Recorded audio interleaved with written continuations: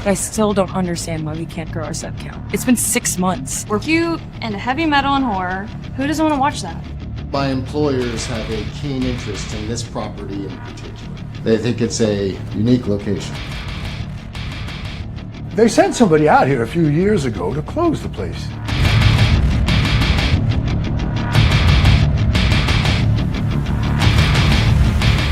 They're talking about opening it back up now? There may have been some oversight in the previous inspection.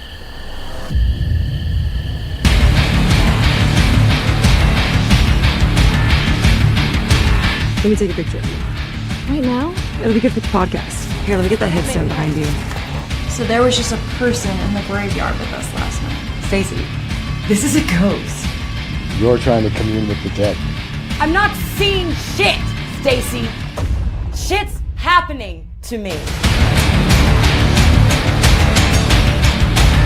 I'm starting to think that Lillian and I are being haunted. It's starting to feel just like the band all over again. You want to explain to me what we just did? There's something going on in that graveyard. I've warned you over and over again, and you still wouldn't stay the hell away from here. I need to know if what I'm seeing is real or not.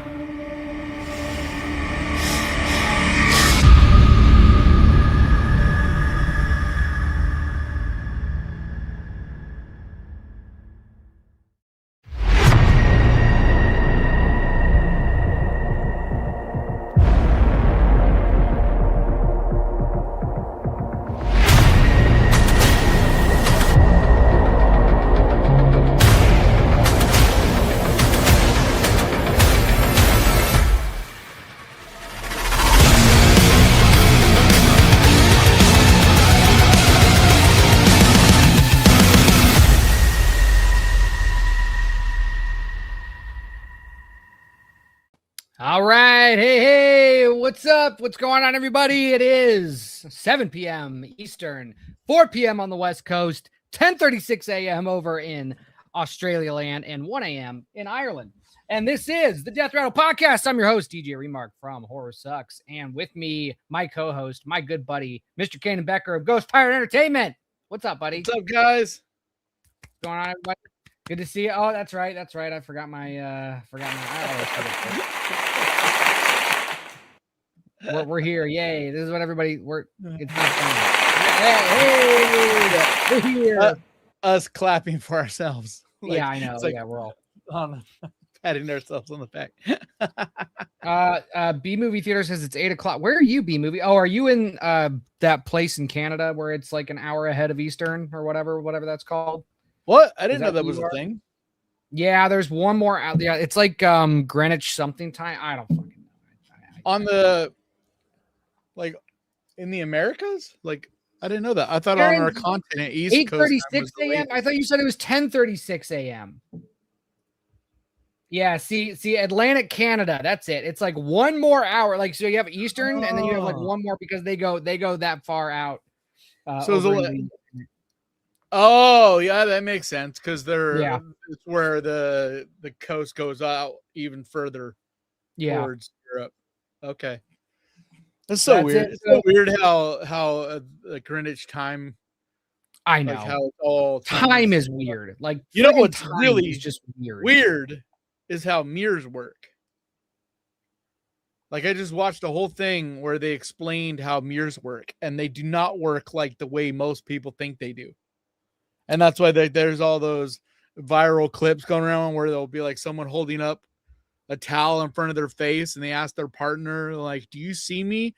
Like, and they're like, "Yeah." They're like, "You shouldn't be able to see me in the mirror. I'm covering my face with a towel." But it's because light doesn't go A to B. It's not, like right. A mirror is reflecting light. It's not like a mirror is taking a picture of us or something. Right.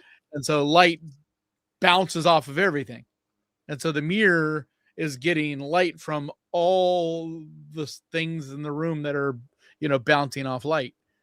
Right. And so it's crazy. It's basically like there is such thing as like a mirror universe where the mirror is kind of seeing things that we don't see. But yeah, and mirrors also super crazy. mirrors, I found out recently, also don't reflect your true reflection. Nuh-uh. Like you're seeing every time you look into a mirror, you're like it's accurate enough. Well, yeah, but you're also seeing yourself reversed. It's not a true reflection. It's not what other people see of you. And they have true mirrors, true image mirrors out there that you can Yeah, but they just work just like your phone. buy that Like you can see. It's like this is how people actually see you, and it's like it's your phone is a true mirror. You said, or the way phones I think work you now, froze. like they automatically. No, you did, and so I paused because you were frozen. Well, I'm getting a hard line. I'm finally getting a hard line Ethernet in my apartment. Yay! So I'll be the one with the shitty thing. Yay! So I won't put my router in the window. But yeah, so basically, the way phones work now, like when you use your camera on your phone, they'll automatically flip. What's up, Diddy? Like back in the day, when you would record yourself, you would have to manually go in and flip the footage because everybody would. Like I remember when I first started recording on this channel, I was using like an old Android when I first started, and everybody was like saw the eye patch over what they thought was the left eye. And then I got an iPhone and it automatically flips it. And so all of a sudden it was over the right eye, and everybody's like, what the fuck, dude? You poser, you like changing eyes on us. I was like, no, the camera just flipped. I was like, look at the piercing, look at the screw. Where is it? What's up, Solo? Good to see you. Feuerfrau's in the chat. What's up? Smiley's in the chat. What's up? Hey, Casey. Good to see you.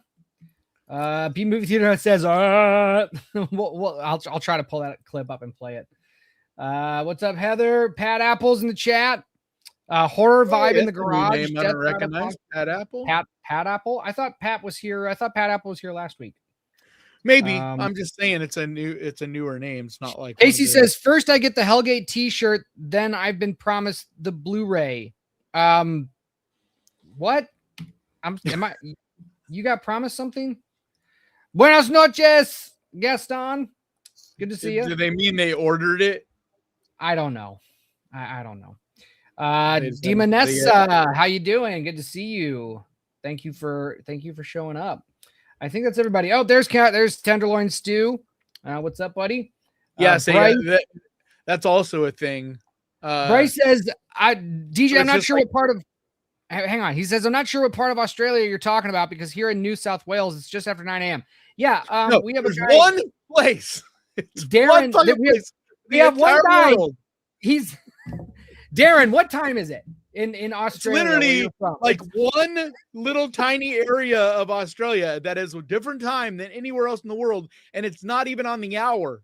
Like that's what blows me away about it. Right. It's like weird, like minutes. Like it's one thing if it was a different, like instead of 4 o'clock, it's 5 o'clock or whatever. But no, it's like 36 minutes different than everywhere else. Yeah, and it's all long. The only reason why I say that is because Darren like told us it's actually like 10:36 or 8:36 now. Whatever. Yeah, we didn't believe it's like off the hour. We looked it up, and we were like, "No, it's not. You're lying." And then like we had to look it up, and it's like a real thing in Australia. So that's what it is. Man. I don't know.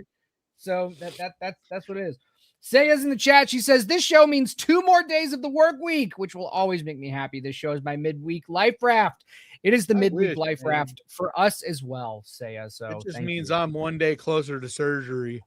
Oh, yeah, Kanan's getting foot surgery. So make sure you guys donate. More than likely won't be in the description.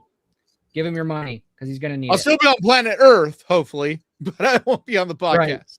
What's up, Joe? Good to see you. Let me see here. Say it says link that show in the comments. What show? What show were you talking about? Yeah, I don't know what show she's talking about. I don't know. Oh, they was talking about the mirrors. I think I was watching. Hold on, I'll look up. Hank Green. Yeah, I was watching Hank Green's newest episode of his podcast, and he went in and explained it. Like Hank Green is like one of the most intelligent people in the world, but like the thing that he's the best at is explaining things. Like some people just have the ability to explain super complicated things in a way that most people can understand. And he's one of those. Like Neil deGrasse Tyson, even though he's kind of an egomaniac, he's also good at explaining things in a simple way. Michio Kaku is one of my favorites. Demonessa wants to know if we have a Discord. No, we do not have a Discord yet. That's just not something that we have set up. I started one for Ghostfire, but like neither of us want to run it. Well, it's too weird, and like I don't know, it's a whole thing. It's just like a lot of like some of the apps and things out there are easier than others, but like some of them are like, you know, there's just a whole thing, and it's like a whole thing of learning, and mostly for me, it's about keeping up on this shit. And like as it is, like we all do TikTok for a while, and I'll do Instagram for a while, and then I get to stop posting for a while. It's like thing to do. If you have one thing and keep up with that, that's the most I can seem to do. So I still play World of Warcraft Classic, and I'm barely on my guild's Discord, and I like raid with them every week, and I don't talk to them at all on the so like, and that's like, I'm doing that. Like, that's what I do. Well, that was the other thing more than this. It's like I started the Discord and had like, I don't know, 100 or 200 people join it. And like 3 people would ever talk. It's the same thing with Patreon. Like I have like, I'm dealing with $300, like $300 a month or something like that comes in from patrons. And I always feel bad because I want to do more for those people that pledge, you know, a couple dollars a month. But every time nobody sees the stuff I do on there. So I'm like, what's the point in doing extra work and all of this when like nobody's going to see it? And gotta have like 3 full-time jobs as a content creator. Demoness says once a Discord server set up, a lot can be done with mods who volunteer. Yeah, well, but it's like I said, people got to use it. Right. People have to use it. I've always been like, as soon as there is a demand for anything, I will supply. But there needs to be enough of a demand for it for me to do whatever effort it is to do that thing. Yeah. And YouTube is the only thing still that I have like, you know, a decent enough demand so that I keep doing it, you know, and it pays the bills. So it's like a combination of things. But it's like the other one is I've had quite a few people ask me if I do what's that thing where you list your movies you watch? Oh, Letterboxd. Yeah, I was on Letterboxd for a while and then like just dropped off. But it's like, it's like if I don't have that many people that are gonna see what I do on there, what's the point in always like logging? So movies? I was using it just as a film logger for a while. Like I wasn't rating anything or I was just like putting that I watched it. But then after a while, I was just like, I'm sick and tired of logging in to this thing just to see that I saw it. Like I know I saw the movie. You know what I mean? And then I got caught up with backlogging everything that I've seen because you know how it like has all those suggestions and stuff. And I'm like, oh, I've seen that, just to kind of see like what all have I seen. And like I've seen a fuck ton of movies, but like after a while, I was like, I gotta get off. I can't do this. I have stuff to do.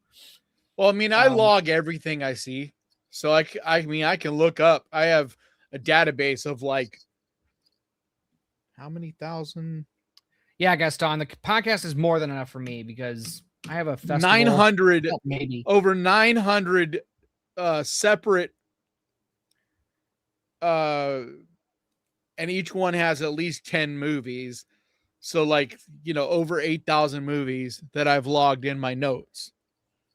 But like the database is so thick at this point. I mean, 8,000 movies is a lot of fucking movies. And that's just the ones that I've seen and I've talked about on the channel.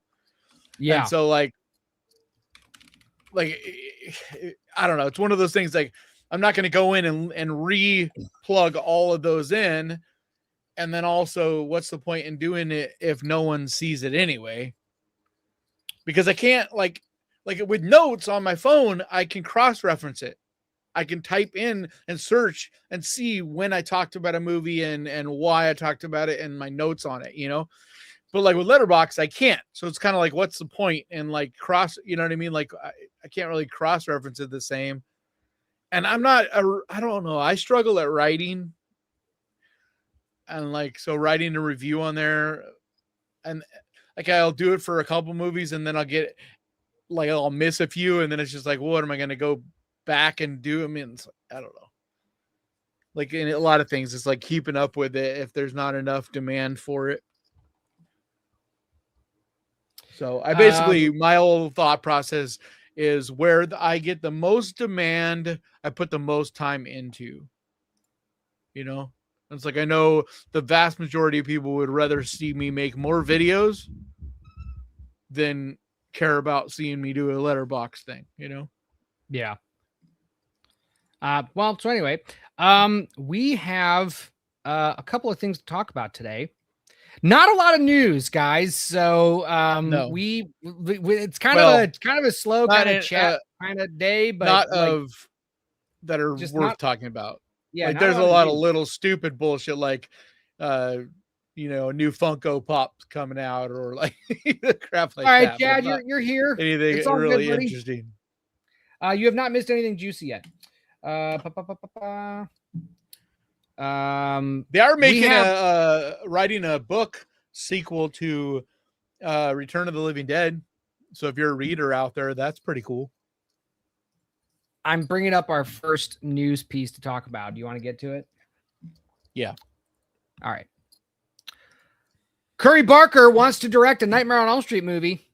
This is from Bloody Disgusting. The rights to a Nightmare on Elm Street franchise have gotten complicated over the years, and those complications are largely to blame for Freddy Krueger being as dead as Jason Voorhees since the Elm Street remake back in 2010, 16 years ago. Fuck.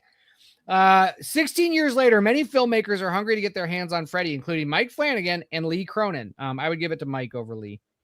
Who else would love to take a crack at the Nightmare on Elm Street franchise? Newcomer Curry Barker, whose acclaimed horror movie Obsession debuts in theaters this weekend. Curry Barker has already been enlisted to direct the next installment of the Texas Chainsaw Massacre film franchise, and he's hungry to add Freddy Krueger to his resume as well. Barker tells Polygon, quote, obviously everybody wants to do Nightmare on Elm Street. Does everybody want to? It's kind of like the hot thing right now. I don't know. I don't even know who has the rights to that or what. I hear that the rights are pretty locked tight for that movie, but man, what a concept that has endless potential of nightmares and how trippy and weird and creepy they could get. I'd love to take a crack at that, Barker adds. I know Lee Cronin also just publicly said he wanted to take a crack at it too. Man, there's a lot of crack words in these quotes. Curry Barker also notes during his conversation with Polygon, he continues, so I don't know, but since you asked, that's one I would be excited about. Probably a couple more too. As Bloody Disgusting reported way back in 2019, the U.S. rights to A Nightmare on Elm Street have reverted back to Wes Craven's estate, while Warner Brothers / New Line Cinema continues to own the international rights to the franchise and its iconic killer, Freddy Krueger. Oh, so yeah, that is messy. Franchise star Robert Englund told IndieWire last year, there are so many people involved who have a piece of the action. When Wes passed away, he left an awful lot of rights to his estate. He has many, many rights that he worked out between character titles and names and plots and things like that. New Line obviously has a big hand in it. And much of that was surrendered to Ted Turner and then went to one of the, so blah, blah, blah. So, yeah, so Curry Barker wants to direct a Nightmare movie. Yeah, so I have quite a bit of thoughts on this. What are your... Well, my thoughts are, I need to see Obsession first. Yep. And he's doing Texas Chainsaw Massacre. So yeah, like the fact that he already is doing Texas Chainsaw, like, I haven't like. That's why I don't think this matters because I don't think. I think so. Here's the thing: The Chair and Milk and Cereal were both very good, and so you finally did watch Milk and Cereal. Yes, I did. I finally did. Sorry, we can talk about it if you want to, but The Chair, Milk and Cereal were good. I don't have. I've been staying away from Obsession news from a lot of the early screenings and stuff like that. So I'm going to go in blind as I can, just knowing that Obsession and Milk and Cereal and The Chair were good. And once I see Obsession, then I'll be able to tell. Okay, do I think this guy can take on Freddy? Not that it would be that hard, to be honest. I mean, like if you look at the Nightmare on Elm Street franchise, you have the first, the third, and New Nightmare, I think, are the best of that franchise. And it's my favorite franchise. But I can it's mostly not very good. The second one has the second one has some cool ideas. I don't know if I'd say the movie itself is like stellar, but it has some cool ideas that are done in it, and that like think in a modern day would have been an even better movie. But it's got a lot of that kind of goofy, campy '80s stuff. You know what I mean? Yeah. Like there's So- like I actually like 5 a lot more than a lot of other people do, but I would say I think 1, 4 3. is a lot better than a lot of people remember too. Yeah. There's scenes in 4 that I think are good, but 1, 3, and New Nightmare I think are the best. And so like, if I you think can 3 just, is like, for sure the best. I think most everybody thinks. Oh, 3 is absolutely the best. Dream 3 Warrior is hands down like above and away. Yeah. It's on its own level. And so if you can just take, and like, I think what I think is the best about why I think 3 is the best is because it has the best stories.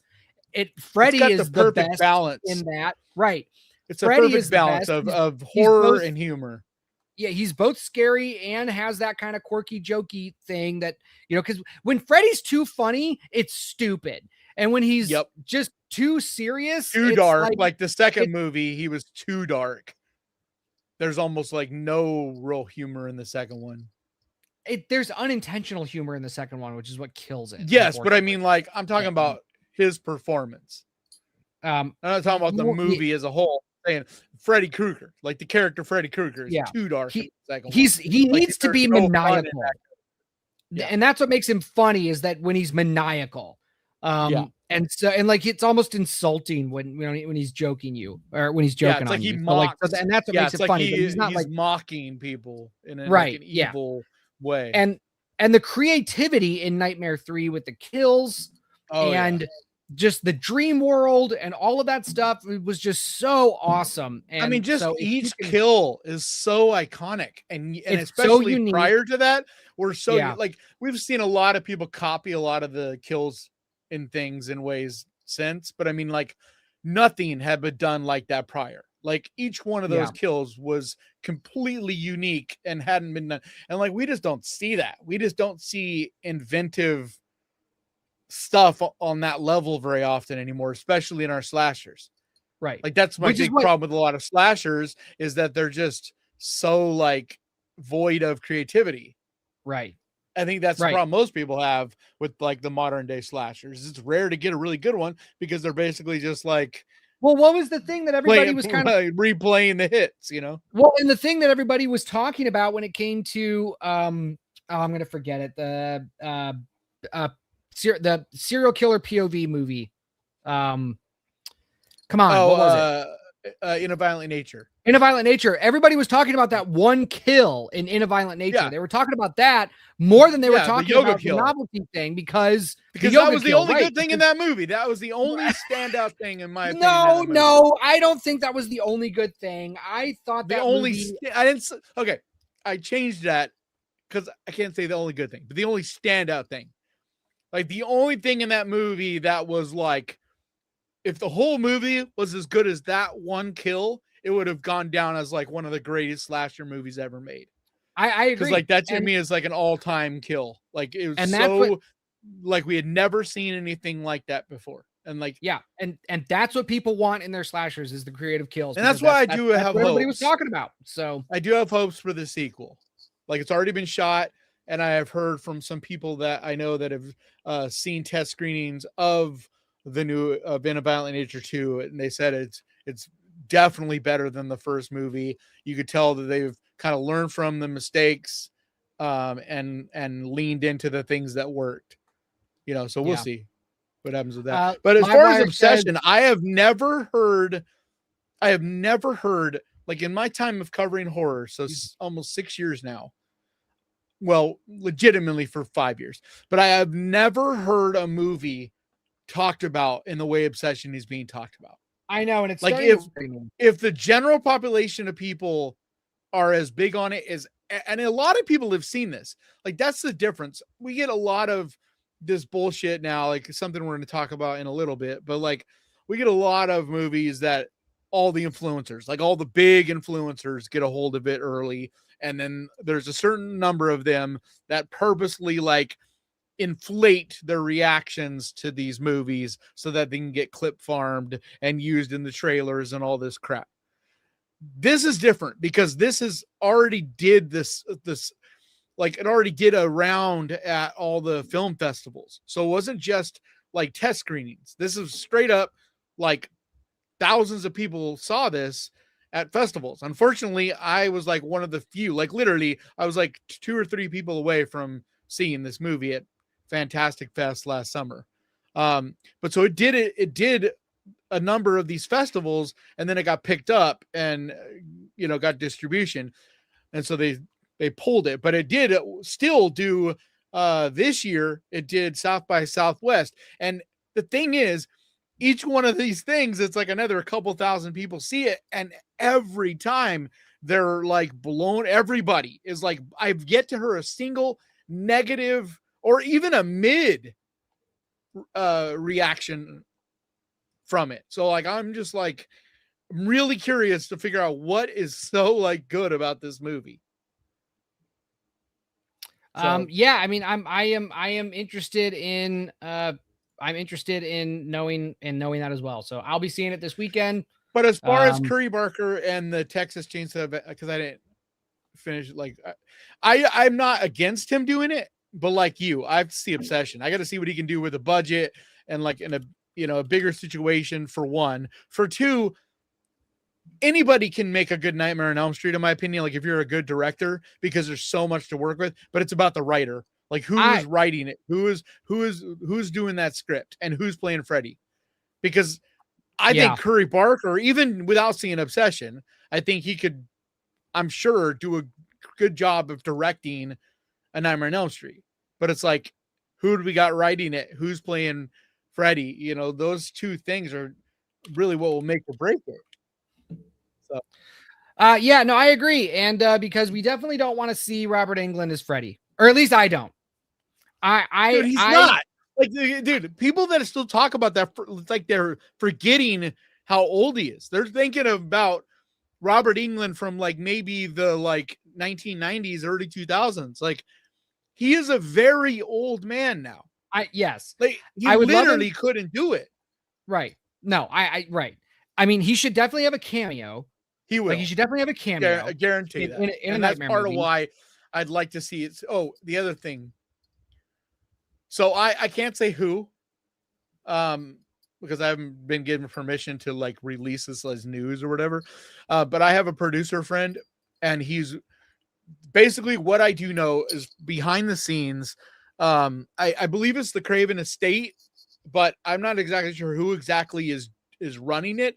But they are putting together teams that are basically throwing proposals at Nightmare on Elm Street, and they have for the last year or so. Number of because with something like this, it's not just a director, and I think that's the thing with Curry Barker. It's not like him by himself is going to get the rights to do a Nightmare on Elm Street. He would have to find the right producers that basically are like, it's kind of like in football. Like when the 49ers hired Mike Shanahan, they didn't just hire Mike Shanahan. They also hired a GM at the same time and his entire coaching staff.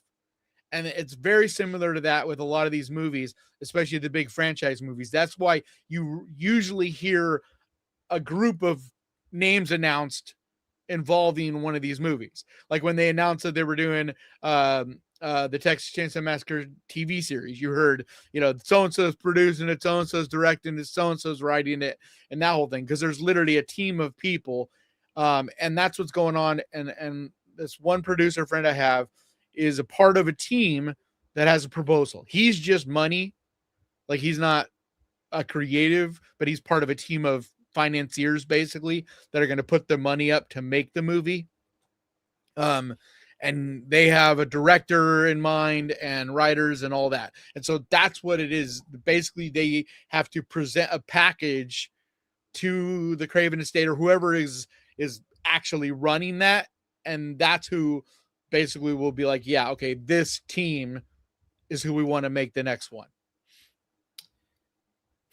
Well, I hope they. But they're in zero rush. They're in zero rush. I don't think. I think they did with Nightmare what should be done with like Marvel and Star Wars right now, is just put it on ice for 10 to 20 years and then don't do anything. And then but it's been like no, that. I know, and that but I think that's ever since the 2010 remake, they were like, all right, we're not doing Nightmare anymore for I think part for of a it. few years. I don't know this for a fact, but I've heard a few people saying different things, and I think some of it is the way the Scream franchise has gone. And I don't think the Craven estate is thrilled at some of the stuff that has gone on there. Yeah. And so I think they're one of those things where, and I know they were not thrilled about the remake the last Nightmare on Elm Street. Like, they were definitely not thrilled with that or the reception of that. So I think they're just kind of like, I mean, at this point, there's no reason to rush. It's kind of like Friday the 13th. Yeah. What's the point of rushing at this point? It's already been like 20 years. You might as well wait another year or two or whatever until you find the right team of people that are going to, because I know everybody's dying for it, but why would we want another one that we hate? If we're going to see one, let's have it be great. Wait for them to notice me, and then they'll be like, there's the director. That's who we need doing this. You are not anywhere near experienced enough to do that. Oh, you need to do some more things. You need to get a couple more things under your belt before you can do I can kill a Nightmare movie. It's not even a nightmare. It's just a big budget Hollywood movie. You need to do a few more things so that you're ready for that. The Nightmare on Elm Street remake is 16. Makes me feel ancient. Yes, it's 60. It came out in 2010. Like, as much as I like Chris Stuckman, I think Chris Stuckman should have done a smaller. Chris Stuckman should have done anything else besides make a feature film, especially that one. No, it's way better than that. Yeah. But I agree with you to a certain extent that his inexperience, like, he had a lot of professionals involved and whatever, but still, like, but it was also one of those things where he was expecting it to be a very small indie movie that kind of ballooned into a much bigger thing and then got picked up and got money behind promoting it and had way more, like, because he originally was going to make it want to know the problems and out of his own pocket. It was going to be like $100,000 or a couple $100,000, which ended up being a couple million. Money doesn't change anything. Bullshit. Money changes your script. Wait. Money changes your script. It does when it happens the way it did with his. If anything, because it was, and that's the money should have made the script do more. If anything, the money should have made the script do more. But that is what dramatically changed it. It did. He did a lot more. He kept having rewrites because they kept being like, "Oh shit! Well, now we can do this." And to be honest, that's kind of how the movie feels. Like, the fact that they went and did reshoots on it and stuff like that. Like, it should have just. Yeah, because it was that bad. What they should have done is taken those resources and money and all that and put it into a new project where from the beginning. Like, I always think it's more important to know exactly what your budget is to start a movie than it is even how much you have. Because you need to know exactly what you're working with and then stick to that. So you're stick trying to that budget with the actors and everything you have. That they had a completely different movie that was way better. Characters made smart decisions if they made any decisions at all. I'm not saying that. Okay, I'm not saying it would have been a way better movie. So that's what I'm saying. I do think it doesn't matter how much money your movie has. If your script is bad, like Shelby Oaks was, your movie's going to be bad. It is not a bad script. It's a bad movie. I totally disagree with that. It's a bad movie. It's not a good movie. No. Like, this is why it's hard for us to discuss this, because we're pretty far apart in this. Like, I will concede there are issues with it. And the second time I watched it, I definitely, saw a lot more problems and flaws and this and that with it. But I will watch it a third time agree that it's a bad script. It's not a bad script. Characters make stupid decisions if they make any decisions. But that's not a bad script, dude. There's so many movies where there's so many movies, dude, where people make bad decisions and it doesn't necessarily ruin a movie. Yeah.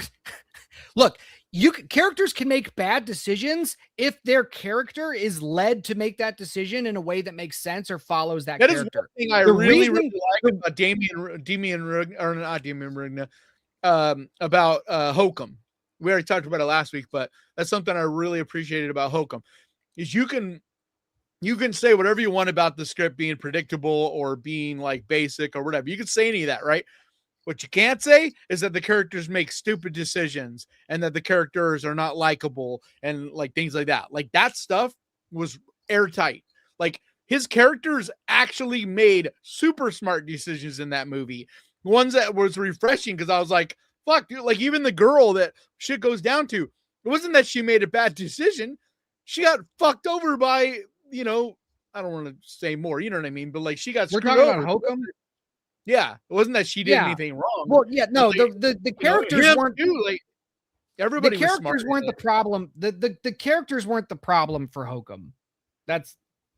Hokum suffered because it tried to do too many things at once. It needed to pick one lane and and then the ending. I feel like you got to nitpick with Hokum to have problems with it because I think as a whole it's a solid horror movie.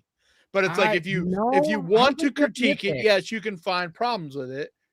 But it is fairly nitpicky because it is a solid. Like nobody is saying it's like a bad, you know, or even a subpar movie. It's just not like maybe amazing. I didn't know. Well, I'm not saying it's bad. I didn't think Hokum was bad. I just thought I wish that there's 3 different stories happening in Hokum. I wanted them to pick one story and go with flush it out a little more. Because the problem is no matter what, that would have been a stronger movie.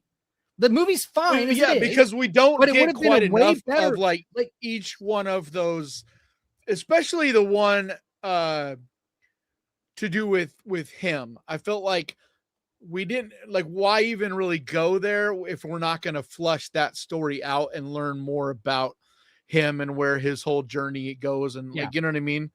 Like I do really like the murder mystery element and I think that was good. I think that it just kind of got a little muddled, especially in the middle of the movie because of all those kind of things going on. All right. Well, I don't want to talk about Hokum. I want to talk to the chat for a little bit. I want to see what they're talking about with and then we need to get to Mortal Kombat. Yes. Demon Essa says, I heard at one point they considered a new Freddy movie a la found footage style. No, thank you. Yeah, but that was back in like the early 2000s. That was when, man, I don't think that was ever beyond rumors. Like that was just ideas. I don't know if that was ever even. I wouldn't want that. I don't think it was ever like anybody fully actually, what do you call it? Like, I don't think there was any production at all on that. I don't think that got beyond just, you know, throwing around ideas. Foyer Frau says, I really enjoyed The Chair. Demon Essa says, only saw Milk and Cereal, never heard of The Chair. It's a short film on YouTube, Demon Essa. Yeah, it's a short, and it's very good. It's like, for a short film, it's like really, like, that's the thing about Curry Barker, and that's another question, because he completely, like, Obsession is completely his as well. And that's what my concern is with Texas Chainsaw Massacre, because is he going to have the same ability to write, direct, and edit it as well? Because some filmmakers, that is not, they shouldn't be doing that. They shouldn't be directing it and editing it and writing it. He is one that needs to, like, yeah, totally. But I think that he is one that does need to do that. Just like I think the Philippou brothers, I don't think the Philippou brothers would be nearly as good if they're not writing, directing, and being involved in the editing process, because their vision is so strong. Ty West is another one of those. I feel like the worst of Ty West movies was Maxine, which he had a group of people editing and working on the writing. Like he was the least, like he did all the directing, but a lot of that movie, and I feel like that's where it was still a solid movie. I think Maxine was fine, but I just don't think it had quite the level of creativity and stuff that his other movies did. It wasn't as good as Pearl. Yeah. And so it makes me wonder, you know, if Curry Barker is going to be given those rights with Texas Chainsaw Massacre, because that's a big get to have them also say that you're not just writing it, but you're directing it. He must have come up, like, if he is also editing and writing it, he must have a really like blow their socks off idea for Texas Chainsaw Massacre. Yeah. Hey, guys, like the video, please. We got 19 More of you in here. than that, share it. Share it around. Everybody's always like, everybody's always like doesn't do much of anything. It really doesn't. Yeah, but still. Sharing is, it's like the old Caring. school days. It's all word of mouth. And if nobody hears about it, nobody's going to watch it.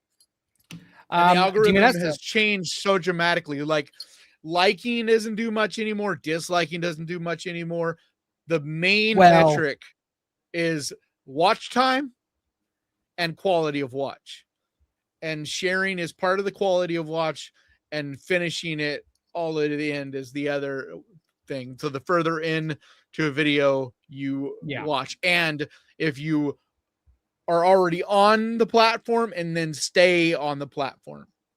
Like there's a ton of metrics, but I'm just saying sharing is a huge deal. Just tell people about the show. We love it. Deminessa says, I'm not usually a fan of remakes, but I do think the one with Jackie Earl Haley was good. I think he was cast well. I agree with you. I think he was cast well. I think Jackie Earl Haley, the writing was shit, but everything else in the movie was bad. Like that's the problem. It's like I don't agree with that. I don't know if I totally agree with that either. Because the movie looked fine. The movie looked fine. It looked how it was supposed to for having that much of a budget. And so I don't give points to that anymore. If your shots are in focus, you don't get points for that when you're making a $20 million movie. I'm sorry. No. Well, yeah, but I'm just saying, like, there's more to a movie than just. But I think the only thing that was really bad and it made the movie bad was the writing. The writing was so shitty. The direction was bad too. Unlikable, unenjoyable. Like, I don't think the directing was bad. When was the last time you watched it? I'm not saying it's like an amazing directing, but I think it's well enough done. When you look at directing about it is well enough that it could have been a just fine if it wasn't for the writing being so miserable. All right. So directing, you are in creative control over the movie. A writer has a script is a blueprint for a film. A director has to then put the flesh on those bones. Is that you? And what? Me. I just heard a phone being. Oh, that's you. My phone is always on vibrate. Anyway, mine is too, but it's the notification being. I don't know where it came from. So a writer only has so much. Like a script can only do so much. A bad director can ruin a good script, believe it or not. But 9 times out of 10, it's a bad script that ruins a movie. But if you have a script, that's all I'm saying. I don't think the director. This director didn't. I don't think the director was the problem. But he is. He is the creative. He is in creative control of the film.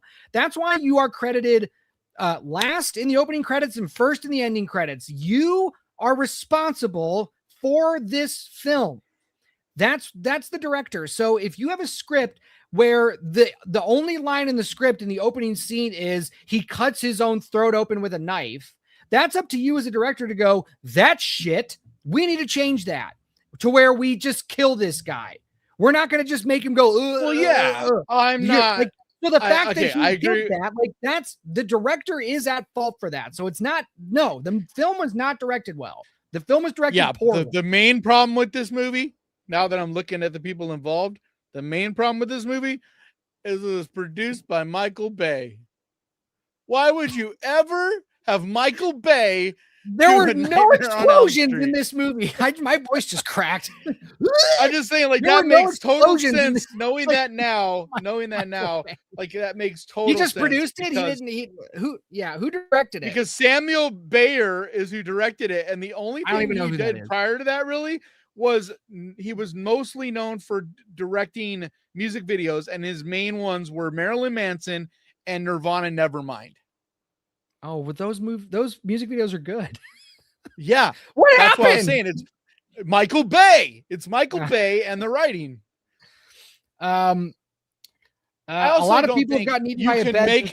I think the movie looked too much like, instead of the movie looking cinematic, a lot of it did kind of almost look like a music video, and there is a difference. Like a movie needs to look cinematic, and some directors can pull that off on like almost no budget at all, and then others can't, no matter what budget they're getting. Heather says 78 is not that old. Make him sound like he's 90. What?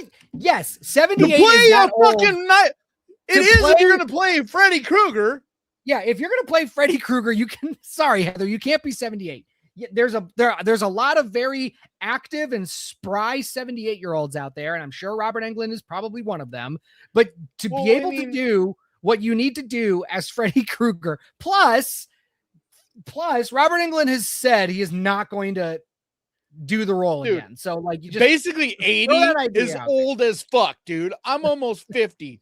And I'm telling you, I already feel like pretty old. Like by the time I'm 80, like that's old. I don't care. You could be in great shape. It's still very old. What's up, Emilio? Good to see you. But when the actor himself has come out many times and said, I have no interest in being Freddy Krueger ever again. Like that ship has sailed. Like those are literally his words verbatim. That ship has sailed. It's like Bruce Campbell has said many times, I have no desire to play Ash again. Yeah. Like it's fans are delusional, man. You got to like understand that there is a time when, you know, you got to retire, man. Heather's filling in for Mr. Wonderful. She says, since boobs. Mr. Wonderful isn't here, it better have boobs. A Nightmare remake, yes, it better. That was another thing about the remake that was a letdown. What? No boobs. What did you say? Saya says, I would much rather wait. Was there really boobs? I'm trying to think. Which Nightmares had boobs? 3. Was it just 3? No, 3 and the first one. I think you got brief boobs, right? Of what's her name? No, I don't think it. Wait, did you get boobs in the first one? Oh my god, I should know this. Yes, you do. You actually do. Yes, yeah. Heather Langenkamp. Like, you can see she has a shirt. No. You can see Heather Langenkamp's boobs when she's drowning in the bathtub. In one. Kind of. But like that's kind of. Like it's not like full. You get the one girl that dies on the ceiling. I think you see her. No, you don't see. No, she's covered. When she's flying around, her shirt is open. When she's flying on the ceiling and shit, I'll bet she's $10. Got a pajama shirt, and I'm pretty sure it's open. No, I'll put $10 on it. Okay, so check this out. When James Jude Courtney played old Michael Myers in Halloween 2018, everybody was like, wow, that's impressive, as old as he is, to play that kind of role. And wouldn't you agree that's a similar character? Like, and Michael Myers doesn't even have to do as much as Freddy would. You know what I mean?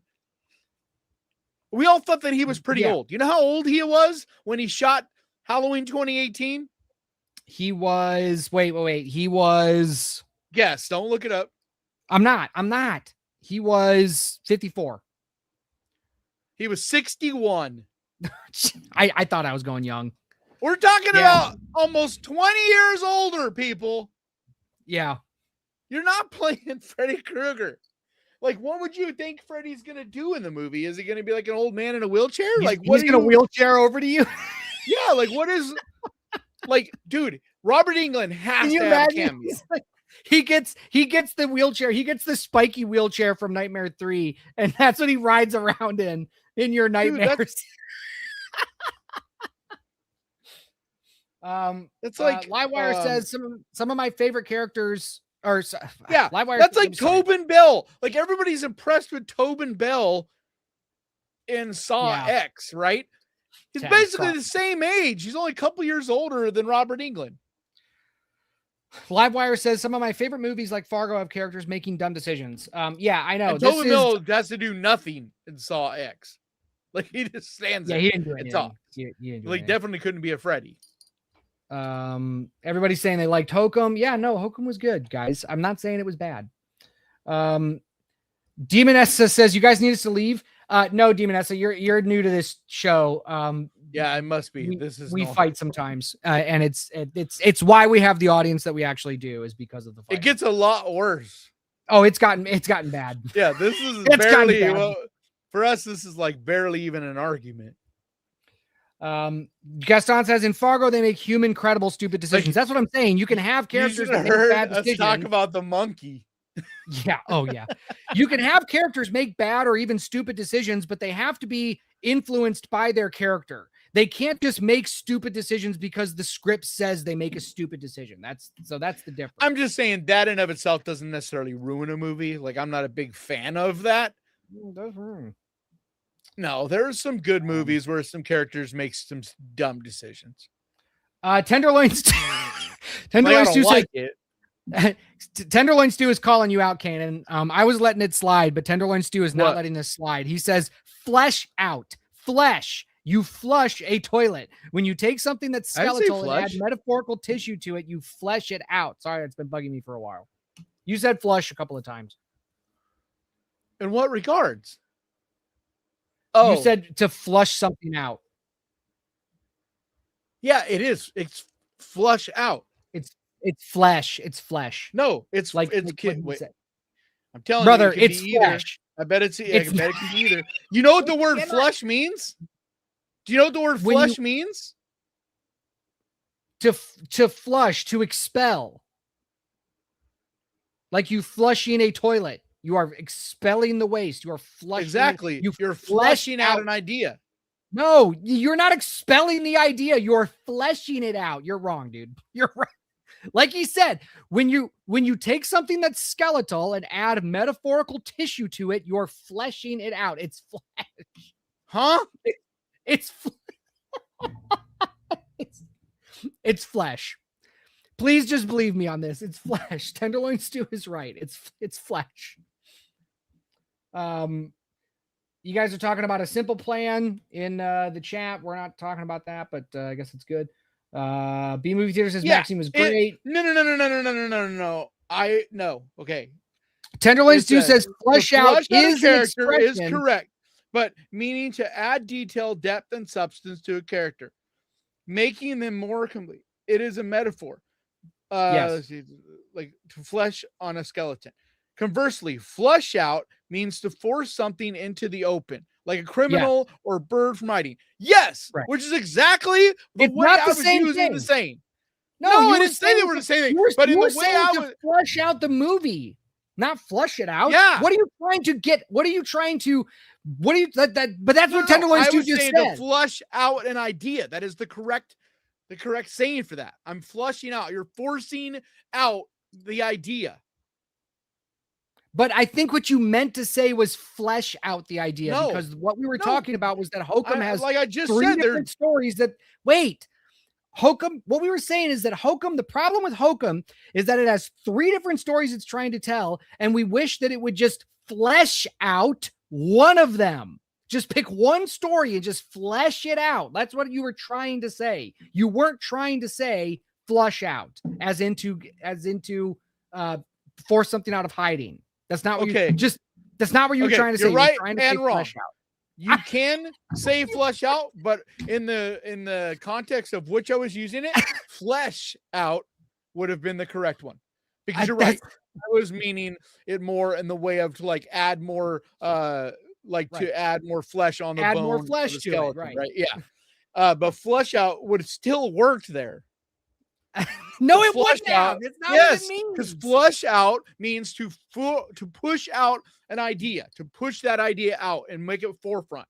I'm reading it right here. All right, Tenderloin. Either one would work. Either one would work there, but just in a slightly different way, which is Thanks, Danny. crazy to me. Is that I didn't realize there was two different sayings like that basically mean the same thing, but are only slightly different. Like that's strange to me. Heather says my family lives to be 100, so that's still young. Yeah, we got our Heather's part of the Howard and you're family. still old at 80, asshole. No Hang one on, is saying hang Robert on, hang Englund's on. gonna die. I'm not saying he's like on his deathbed, but we're talking Heather's about playing part- Freddy Krueger. Heather is part of the Howard family.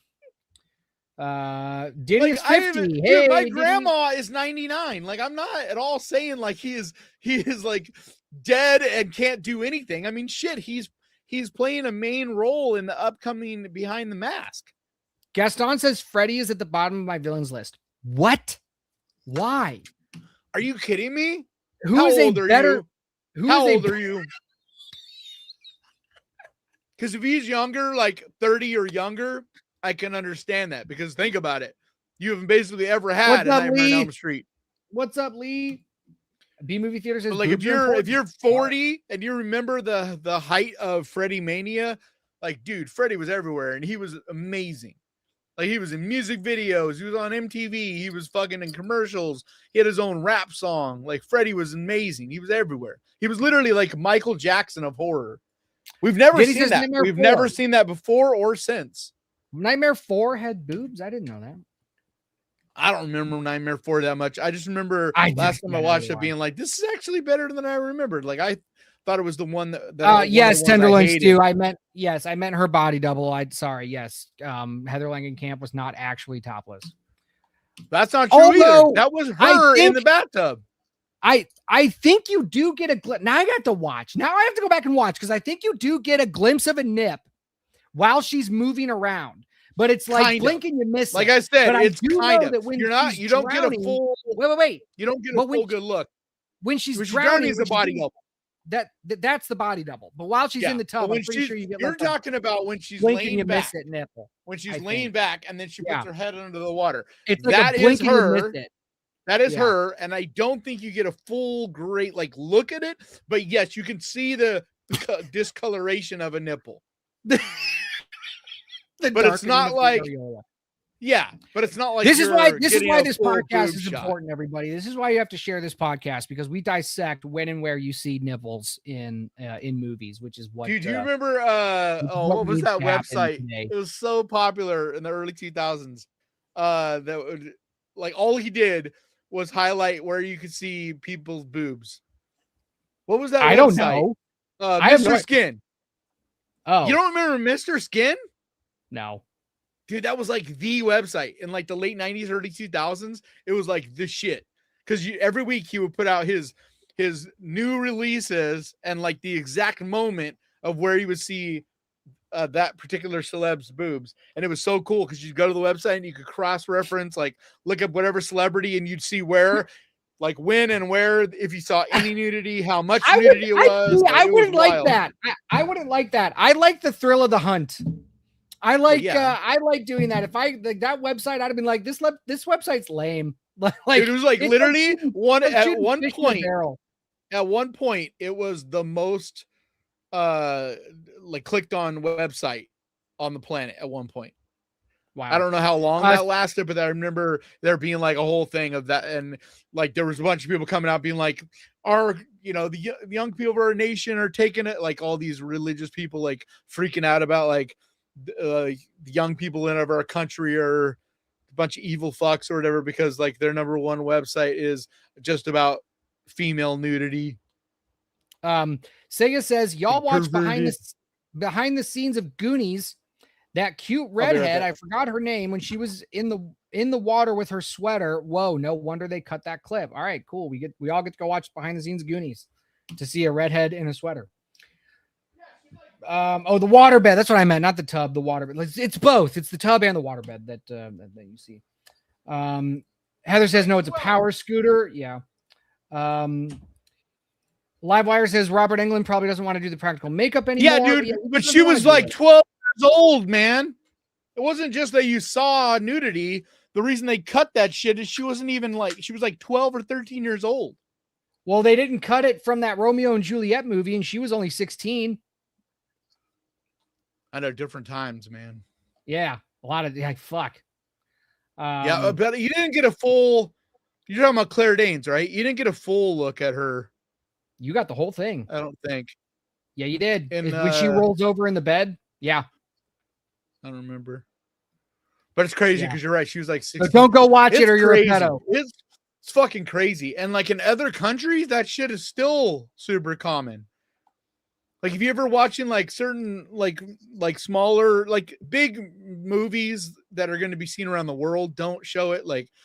But like if you watch tiny little French movies and stuff, dude, you'll see like fucking 12, 13-year-olds running around naked, penises flapping, boobies swinging. It's like it just makes you uncomfortable. Why don't watch shitty French movies? It doesn't turn me on because I'm like, I don't understand. I've never computed why seeing a little girl naked is attractive, but it's like it still makes you feel weird. It's like it does because and there's that scene in Good Morning Vietnam where these like little boys Oh are naked, yeah. playing around in water, and like it's Oh, not but there's done. a little girl where she's screaming too. I forget. It's not done. It's not done to be like Sexual. this is where it gets weird. Yeah, because it's like one, it's weird. Why do we have to have this? But shot it's like in here? also Two, what it's like, age? this is the 'Cause, like- country this is what's going on in the country at the time, you know. And so it's like, but it's also what age? Because like if you see a kid that's like 8 years old or younger naked, to me anyway, it doesn't feel weird at all. I'm just like, whatever, dude. It's just a little kid. yeah, So it it's like, really what depends. It really age is depends, this but person? I'd rather not talk between about it. Between like 8 and like 16 or 17 is when it feels just like Yeah. you're seeing stuff you shouldn't be and you're not really comfortable with. Yeah, it's I would rather just talk about how B Movie Theater thinks this podcast is awesome. Thanks, B Movie Theater. Thanks. Livewire said some people wish Kombat. Hokum could flush out one of its plot lines. No, there was no bad plot lines in that movie. No, there were just too many. Yeah, they just were a little muddled. Like I said, in the middle, it feels like it loses focus some because it's like a little too much going on. Mortal Kombat. Hang on. No, I don't want to talk about Mortal Kombat. I want to talk about Freddy because we have questions in the chat. Mortal Kombat's it's doing pretty well in the box office. That's the news, that it's doing pretty well. No, we both saw the movie. Oh, all right, fine. Well, look, we got time. Okay, we're gonna go over, so we got time. It's okay. Feuerfrau says, "Question, guys: Is Freddy a naughty man? I have argued that over and over with my boyfriend." Well, I guess it depends. What do you mean by naughty man? What is your definition of naughty? Because I'm guessing you're not matters. from here, because naughty is not a term. Like that doesn't feel like an American. I've got the distinct impression that he was, but I've been told that define naughty, Firefrau, and we'll be able to answer that. I'm wondering if that means like, is he a pedophile or child rapist, whatever? And it's always subtext. The issue, no, wait, it's child murder. Said over and over again. No. He killed kids. It was never. It was never clearly stated, and there's a reason behind that. There's subtext there that is meant to be there that makes you uncomfortable, makes you feel yuck. You know that that's a possibility, and that's fine because he is a monster. You want to see him that way. But the fact that they never, like Wes Craven purposely never stated that is because that takes the movie and makes it less fun. It makes it too dark. Like you could have some of that and be like, well, yeah, he probably is, you know what I mean? Like he probably is a child, whatever. But like it allows you to still enjoy this and have fun with it. As soon as that was the problem with the remake, because as soon as you come out and blatantly say that, the tone of the movie, the way you feel about Freddy, all of that dramatically changes. And now you're just wanting to see this disgusting like pedophile die and whatever, you know what I mean? Like there's no fun in it. And like, nobody wants that, even because it's like the one thing in I think in everything, in movies and everything that just, we all know exists, but we don't want it in any form of entertainment, even if it's a movie about people that are awful and evil and gross. You know what I mean? Like, it's like the one thing that everybody can pretty much unanimously be like, we just don't want to see it. Like, we know it exists, we don't want to see it. And that was like my issue, and Cody Leach and a couple of other people that I was with at Fantastic Fest when we watched that movie Crushed. Like that was the one thing about that movie where we left feeling so gross, and it was like really well made movie, really good. But it's like, I don't want to watch a little girl, being like taken advantage of, and like, yes, you don't see anything, but you know what happens, and it's like, it's just disgusting. Yeah. And like, you just don't want it. It's like, yes, we know it exists. That's fine. Leave it out. You can put that in documentaries. You can put that in the news. Like, but when you're watching entertainment, even if it is a dark, fucked up movie, there's a line. And that is like the one thing, the one taboo, I think, that we all have kind of agreed on. We just rather it not be in it.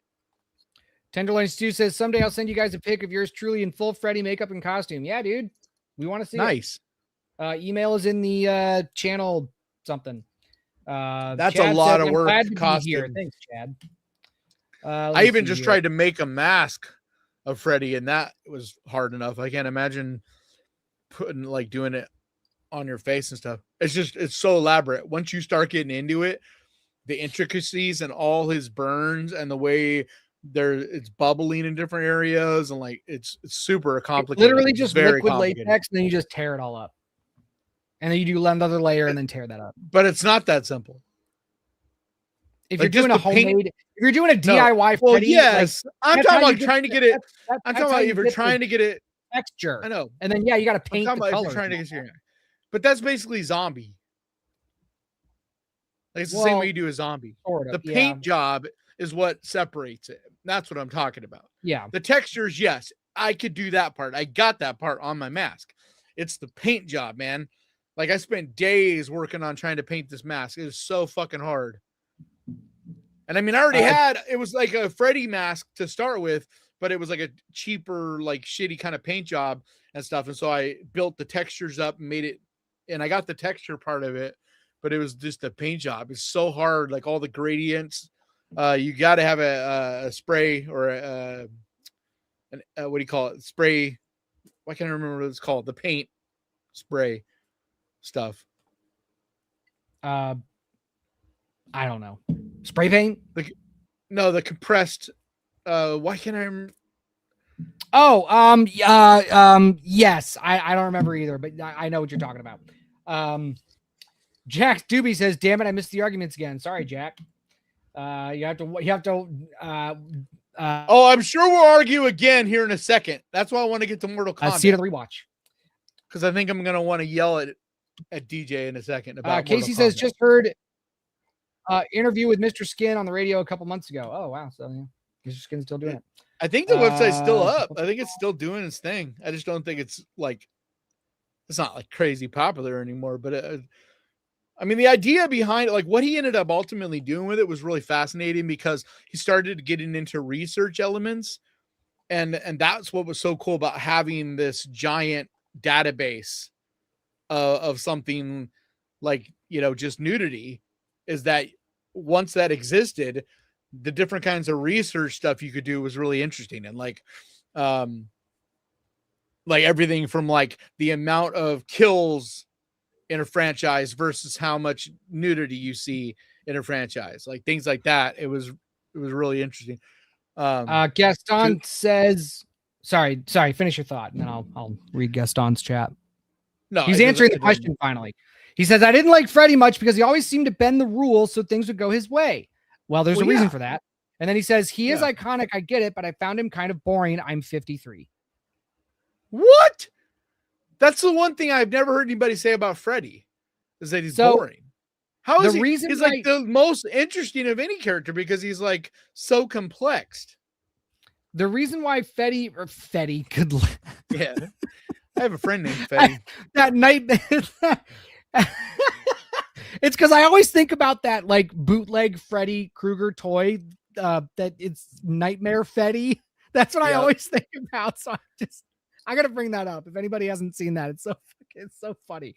But yeah, man, he's a dream demon. He is in control of dreams. And so because he knows how to manipulate in his universe world, and then they answer that in Nightmare 3, where they also learn that they can manipulate the dream world.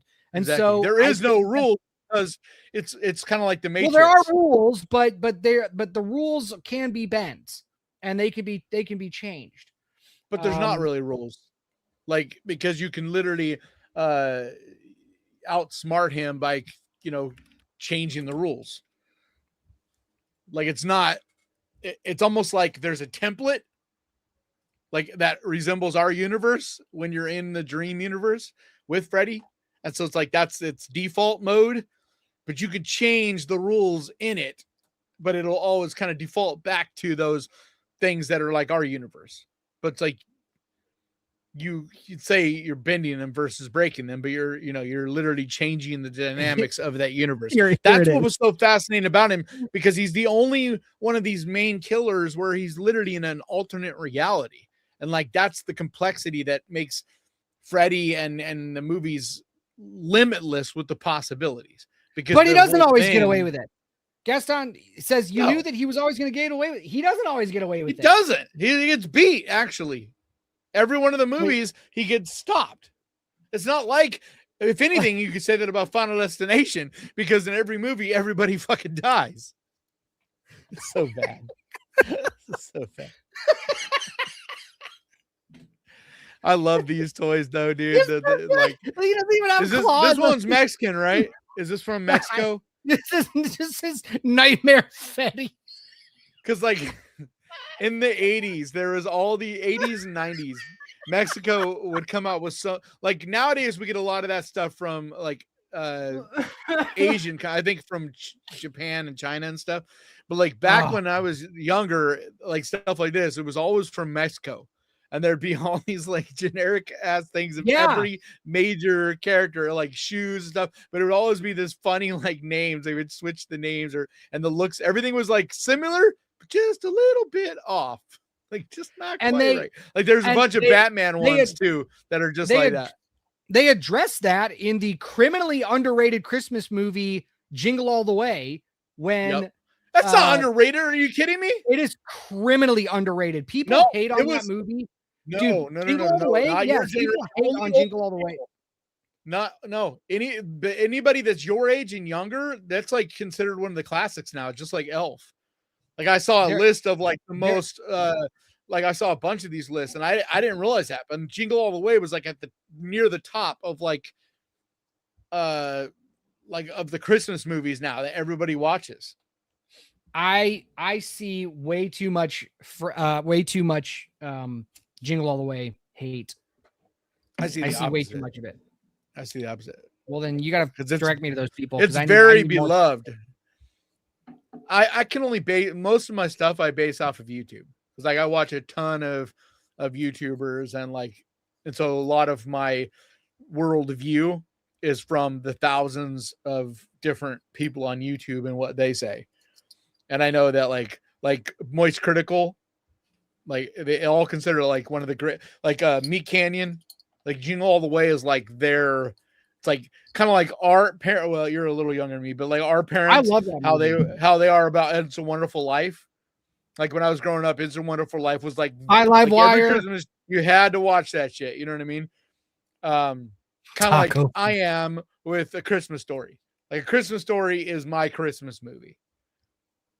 You know, or Christmas Vacation. Like those are my Christmas movies. And like I love Jingle All the Way too. And like I love Elf and you know, I hate like Elf. Every generation. Elf. Dude, it's so funny.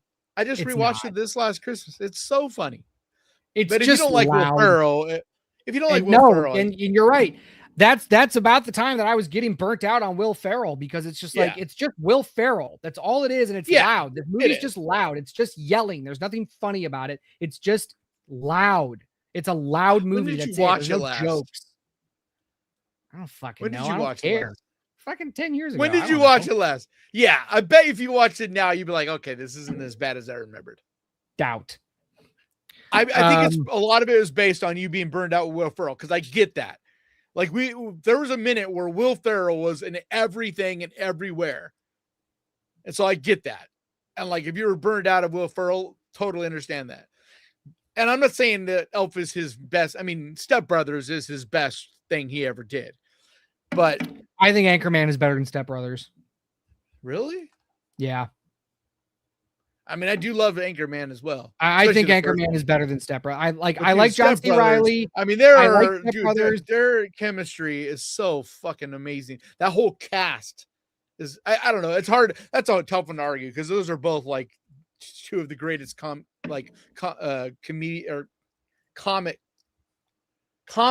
Why can't I fucking talk?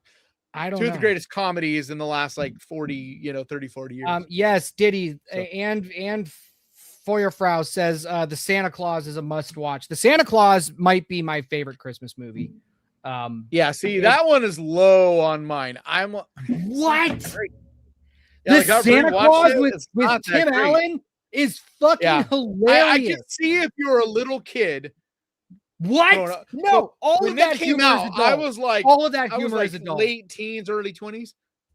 dude, no.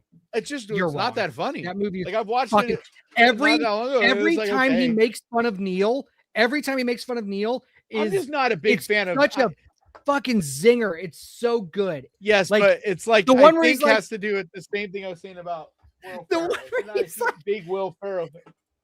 he says, I think you have something bigger to worry about, like where you're going to get more sweaters once the circus pulls out of town. It's such, oh my God. Or when he's like, well, I Neil's just don't head think comes it's to a that. point. I don't know, man. I just don't think it's that funny. I don't know. It's a movie I've always been a little bit like, it feels strange because like it feels like everybody else in the world loves that movie, and I've always been like, yeah, it's okay. It's so good. It's so good. But I love Christmas movies. Like there's a lot of, like Christmas movies are that one thing that I can like always watch and I can rewatch, but only This Christmas is not time. the Tim Allen movie. What Santa Claus? What other Santa Claus? Yeah, what Santa Claus? Are you talking about Miracle on 34th Street? The Santa Claus. Yeah, the Santa Claus is Tim Allen. I don't think there is another movie called. Casey said they made more and it killed. Yeah, I don't like the other two. Yeah, I think they made. Yeah, we're definitely not talking about that. We're just talking about the first, the Santa Claus with Tim Allen. And I'm not saying it's bad. I'm just saying I wouldn't have it at near the top of my Christmas list. I mean, I would have the Grinch with Jim Carrey above. Oh that. yeah, that's also a good one. B Movie Theater loves Christmas horror. Yep. I mean, too. The problem I covered every year. Horror, nobody ever watches fucking videos. Well, because the problem with Christmas horror is you have three Christmas horror movies that just constantly get made over and over again, and it's Krampus, Killer Santa, or The Grinch. Like that's what you get. Yes, but did you watch? Fuck, what was it? It came out this year. The remake. Damn it. Why am I spacing on the name of it? God damn it. I don't Keep know. talking about While you're looking for it, I'll talk about that. I think people need to start making more Christmas movies. So I have two short films on my channel called Bells and You Better Watch Out. You Better Watch Out is definitely my Killer Santa offering. But Bells is about a vengeful spirit that basically haunts and blesses this town. Silent Night, Deadly Night. Did you watch that remake? Yeah, no, that was a good one. That was a good one. You're talking about Silent Night, the one that came out last year. Yeah. Yeah. I saw, and then also Violent Night was really good. It's Violent Night was good. Violent Night was good. Yeah, and they're making a sequel. It comes out this Christmas. B Movie Theater's calling me out. Okay, what he says it's not true. There's a lot of variety in the Christmas horror genre. Where? Every time I look for Christmas horror, a Christmas horror story is pretty fucking creative and different. And like that's one of my peak Christmas horror movies, and one that everybody fucking like nobody knows for some reason. But it's like it's not just a good Christmas horror movie, it's a good fucking horror movie, period. Especially the ending, dude. The ending is so jarring and bleak. But I think it's also maybe why it isn't more popular. Because another one is that's an amazing Christmas horror movie is I Trapped the Devil. Like that movie is so fucking good. Really creepy, dark, bleak. I think a lot of people just don't know of a lot of the really good Christmas horror movies that are like unique. They just don't know about them. Every time I look for Christmas horror, and I've given up because like when I look for it, it's just like it's the same three archetypes. Better Watch Out is also different. Like not your one, but not mine. I know. Yeah. It's really fucking good. But it's one of those you can't rewatch. Right. And I think that's part of the problem too with a lot of Christmas horror movies. It's like one and done. If you've seen it, you're not really watching. Right. You know what I mean? Because most of them are really bleak and fucked up. Like I'm not gonna. Did you ever see? Is it the red? Is it the red one? If you guys want to see me dressed as Santa Claus getting a lap dance by a drag queen, go watch Mother Krampus 2. I think it's on Tubi. There's a scene Terrifier in that 2 movie. is pretty good. Mother Krampus 2. There's a scene in that movie. I am dressed as a Dead Santa End. Claus, and I get danced on by a drag queen. So there you go, guys. Dude, Dead End. You've seen that, Dead right? End. I have not seen Dead End. I will add all So of these to good. my list, and I will watch them. But P2. okay, all right. That's what I'm saying. I'm lot of happy people to just be don't wrong. I'm think happy to of be these wrong. ones. Because what you're saying is true if you're only going based on the mainstream stuff that everybody knows about. You're 100% right. They just keep remaking the same bullshit, like Black Christmas. But Black Christmas is one of the greatest horror movies ever made. Like the original. I've seen Black Christmas. The remakes are two of the worst remakes that have ever been done. Both fucking remakes were awful. All right, B Movie Theater says, and on the apocalypse, it's a wonderful Yep, knife. and in the A creature was apocalypse. stirring. It's a wonderful knife. It's fucking awful. It's a wonderful knife. It's awful. A Christmas horror and story. Yes, Frost it does 1 and something 2. a little I have different. seen Jack But Frost. wonderful knife is crap. It's crap, dude. Don't you be recommending? Don't you be recommending anybody that crap? Oh, Sacrifice Game, another nobody knows about, but super all right, fucking good okay, horror all right. movie. I will add these to my list and I will watch them. I'm sorry. I'm happy to be wrong. I've been upset. But see, I because do a deep dive into this like every year because I come up with like a new list every year. I talk about different, and so like I don't expect most people to know of this stuff, Okay. All right. We can move on to Mortal Kombat if you want. Yes. I'm starting to think we need to start these streams at 8:00 instead of 7:00 because we get way more viewers around the 8:00 hour. Well, it's because on the West Coast, man. When we start at 4, most people are still going home. Yeah, you're right. Coast. You all need to move to the East Coast. 4:00 and 5:00 is a big difference. Yeah, you guys need to move to the East Coast. I'm sick and tired of. I always feel bad for the East Coast people, especially when it comes to sports. All you Pacifics. Like the NBA playoffs right now, it's so ridiculous. Do you ever feel like I like it. I like that they started 10:00 at night. I love it because I get to put a game on at 9:00. I get to put a game on and I get to just pass out to the game. I love that. All right, we're gonna talk about Mortal Kombat. I know, but for a lot of people that got to get up early and work, I feel hella bad. Cause I'm like, if you're like a construction worker and you got to get up at like 6 or 7, each day for work, but you want to watch your Knicks play or whatever. It's like you're fucking up till 1:00 in the morning. But Mortal Kombat. You say your thoughts first. Okay. I thought it was great. I thought that they took everything from the first movie that was made the first movie not so good and corrected it and gave us this movie. It's the best fan response correction to a film since the Sonic movies. Since Sonic, This was everything that I was looking for because I love the original Mortal Kombat. Yep, and that's what this is. This is like this is about really the same in a lot of ways thing. like a modern version. And I everything down to even the music. I was having so much fun with this movie the whole time.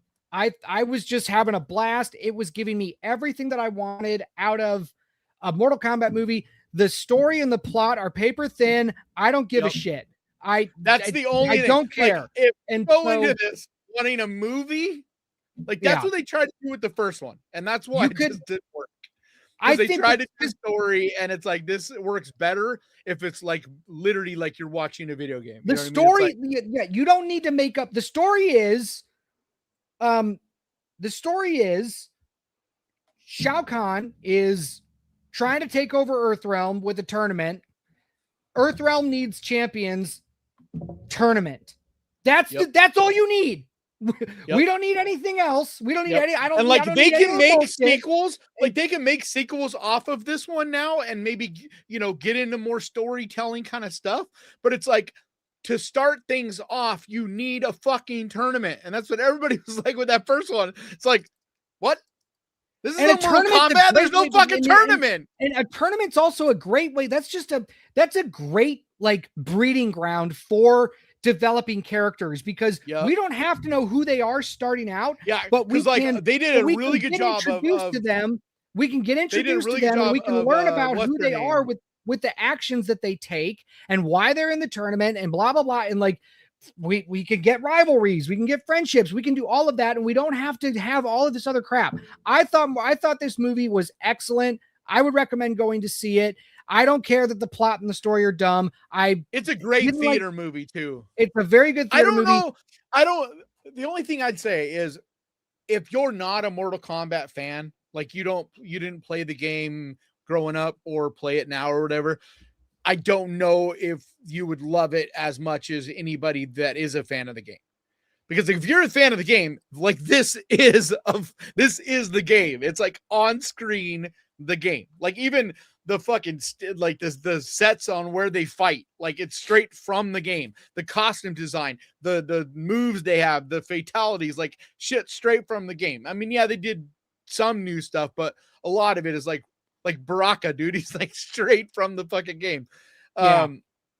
But like, so like if you're not a fan of this universe, then I could see you being like, it's boring. Like there isn't, there's not any story or whatever. So it's like, it's kind of one of those. So like as someone that talks about movies, that's the only thing I would warn you about. But if you want just great action with lots of blood and gore and like violent, there's your crazy answer, shit, it's awesome. Like the fatalities and stuff, like it doesn't hold anything back. It goes for it. Yeah. But my favorite thing about this was what they did with Katana and showing us her backstory. I like that she was the focus. Because going in, I thought it was all going to be like Johnny Cage. I thought this movie was going to be like his movie. I think that would have made it better. I think that would have made it better. I don't, because I thought Katana was fine. I thought him. I thought him. But I thought that was a better vehicle for a story than Katana's story. Like but it's kind of both of them. Yeah, like, okay, she's getting revenge for her father. Okay, fine. Johnny Cage is a washed up actor who's trying to prove himself again, but is also kind of a coward, so he needs to find his courage. That had way more meat for me than they did give us all that with Johnny Cage. Like we didn't, like I just don't know what more you could have done with Johnny Cage unless we saw like a lot of flashbacks when he was younger or something. No, I think you could have done a lot more. I think you could have done a lot more with it. I thought Katana was fine. The story that they went with, fine, whatever. I don't care. They should have recast. Like Jade was not cast very well, but that's like my one gripe about it. That's most people's because Jade. It's the same. That was just kind of a dumb person casting. That played Jade in the first movie, right? Huh? It was the same woman that played Jade in the first one. And I think everybody said that back then too. And the filmmakers, I understand what they were doing because they didn't want, because Jade and Katana look so much alike. It's like, they're basically like Scorpion and Sub-Zero.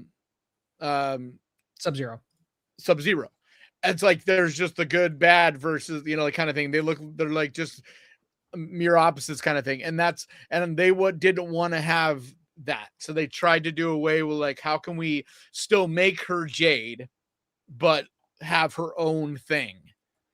It's like, I get it, but like she's the only one that isn't really faithful to the game.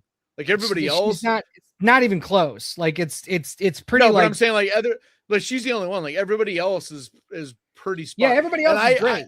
I'm curious if they're gonna do something that makes her more like the Jade from the game as time goes. Because I can imagine that being like as much as they changed this movie from the last one, like I wouldn't be surprised if they take the criticism and do something different again, That's what I'm talking about. This is Jade. But other than the fact that this one is bald and black, like it's not that much different. She's wearing the same outfit, using the same weapon. I don't know about that, dude. I think it's not just very a matter hot. of who you are. 3 cup sizes smaller. Not like an awesome actor. Well, yeah, but none of them fit that. Katana doesn't fit that either. No, Katana. No, but Sonya Blade doesn't fit that. No, but she looks more like Katana than Jade looks like Jade. Like she looks more like Katana than Jade looks like Jade. Have the big jiggly boobs, which would be great. But I understand the day we're in now, they're not going to do that. I don't understand. They should have. I agree. I am with you. I feel like we will see that come back eventually. Like I tell everybody about everything. Things are always a pendulum. You know, when things are swinging all the way this way, like they were in the early 2000s, where every movie, every chick was topless or at the very least had her boobs jiggling and big fake boobs everywhere, to now where you don't see it at all. Like we used to be a proper country. Yes. We will get back to more in the middle somewhere. And that's where we should be. Because I am all for more equality and women not having every woman feel like they have to have ginormous fake boobs to do anything in a movie. That's not the case. Nobody thinks that. That's not the case. That's how it was in the early 2000s. That's a false premise. That's a false premise. That's not. No, I'm saying that's how it was in the early 2000s. It was out of control. So, like, I understand why we ended up where we're at now, where it's too far in the other direction. Dude, are you kidding me? The early 2000s, like, every chick had to be hot in every fucking movie. I think never got even remotely normal chicks. You'd have weird ass normal looking dudes like Johnny DeVito or not Johnny DeVito, Danny DeVito, but you would never have unattractive women in anything. Emilio says Jade and Katana do not look alike in the game at all. That is false. Yes, they do. Yeah, I know, Emilio. That is false. Go play the games. Go play the games. Literally, one is blue, one is green. Like, they are exact, like, same hair. They both wear the mask thing. Like if you look up Jade, like you can see the difference. Jade, like the closest resemblance you're going to see to the movie casting is that Jade sometimes is like tan. Yeah. Like, or is tanner than Katana. Like that's the closest you're going to get to.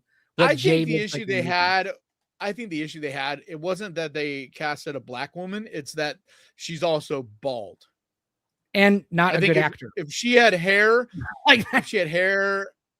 yes, at all, would have made more of a, because her being completely bald and being black, it's like it doesn't even feel like you're watching the same character anymore. But I also understand because and so, like, how do you fix that when you have, like, basically a racist ass world that we were in when a lot of this stuff was created and, like, every character was white? You know, It's like if you were to make Friends nowadays, then there's not a single black person in it. If you're going to recast it and make Friends now, you got to put some other races of people in it. You're not going to do a just white cast again, or like Melrose Place. What the hell are you talking about? That's how a lot of shit was.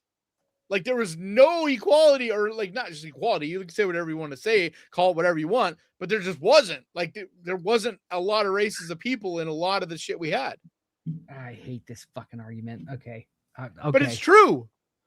It's true. Why is it true, though? Is it true? No, I don't want to do it. I'm not doing it. I'm not even saying if it was on purpose and being racist. I'm just saying it was a thing, period. Like, you could say, I'm not saying everybody that was doing everything was racist and purposely whatever, but, like, you look at the cast of Friends, there is nobody of any other race besides white people. You look at the cast of like everything, Melrose Place, wait, stop. We're gonna hit Friends first. So, was the casting director sitting there twirling their mustache? That's what I said. I'm not saying that it was purposely I'm never to be going racist. to cast anybody who's not a white person in this show. Is that what happened? Or no, and I think that's the bigger problem. That when in the time and for the show that they were writing, the demographic in the setting and the time that they were writing is why we're following these people around. Also, how many people are trying out for these shows? How many people are eligible to be able to get these parts? How many and how many of them are good? What is the actual dispersion of percentages of actors of a certain look or race or whatever? You cannot convince me. I'm sorry. I understand there is probably somebody out there. Watch a show that feels like let me just finish. Please, let me just finish. I am not saying that there is not somebody out there who is like that. What I am saying is you cannot convince me that every single you already thing took what I said and like changed it. Because you already took what I said and changed it. I said I'm not saying it's because of purposely racism. I'm not saying it was this system that was set up that was broken. It like the way casting and all of it was done.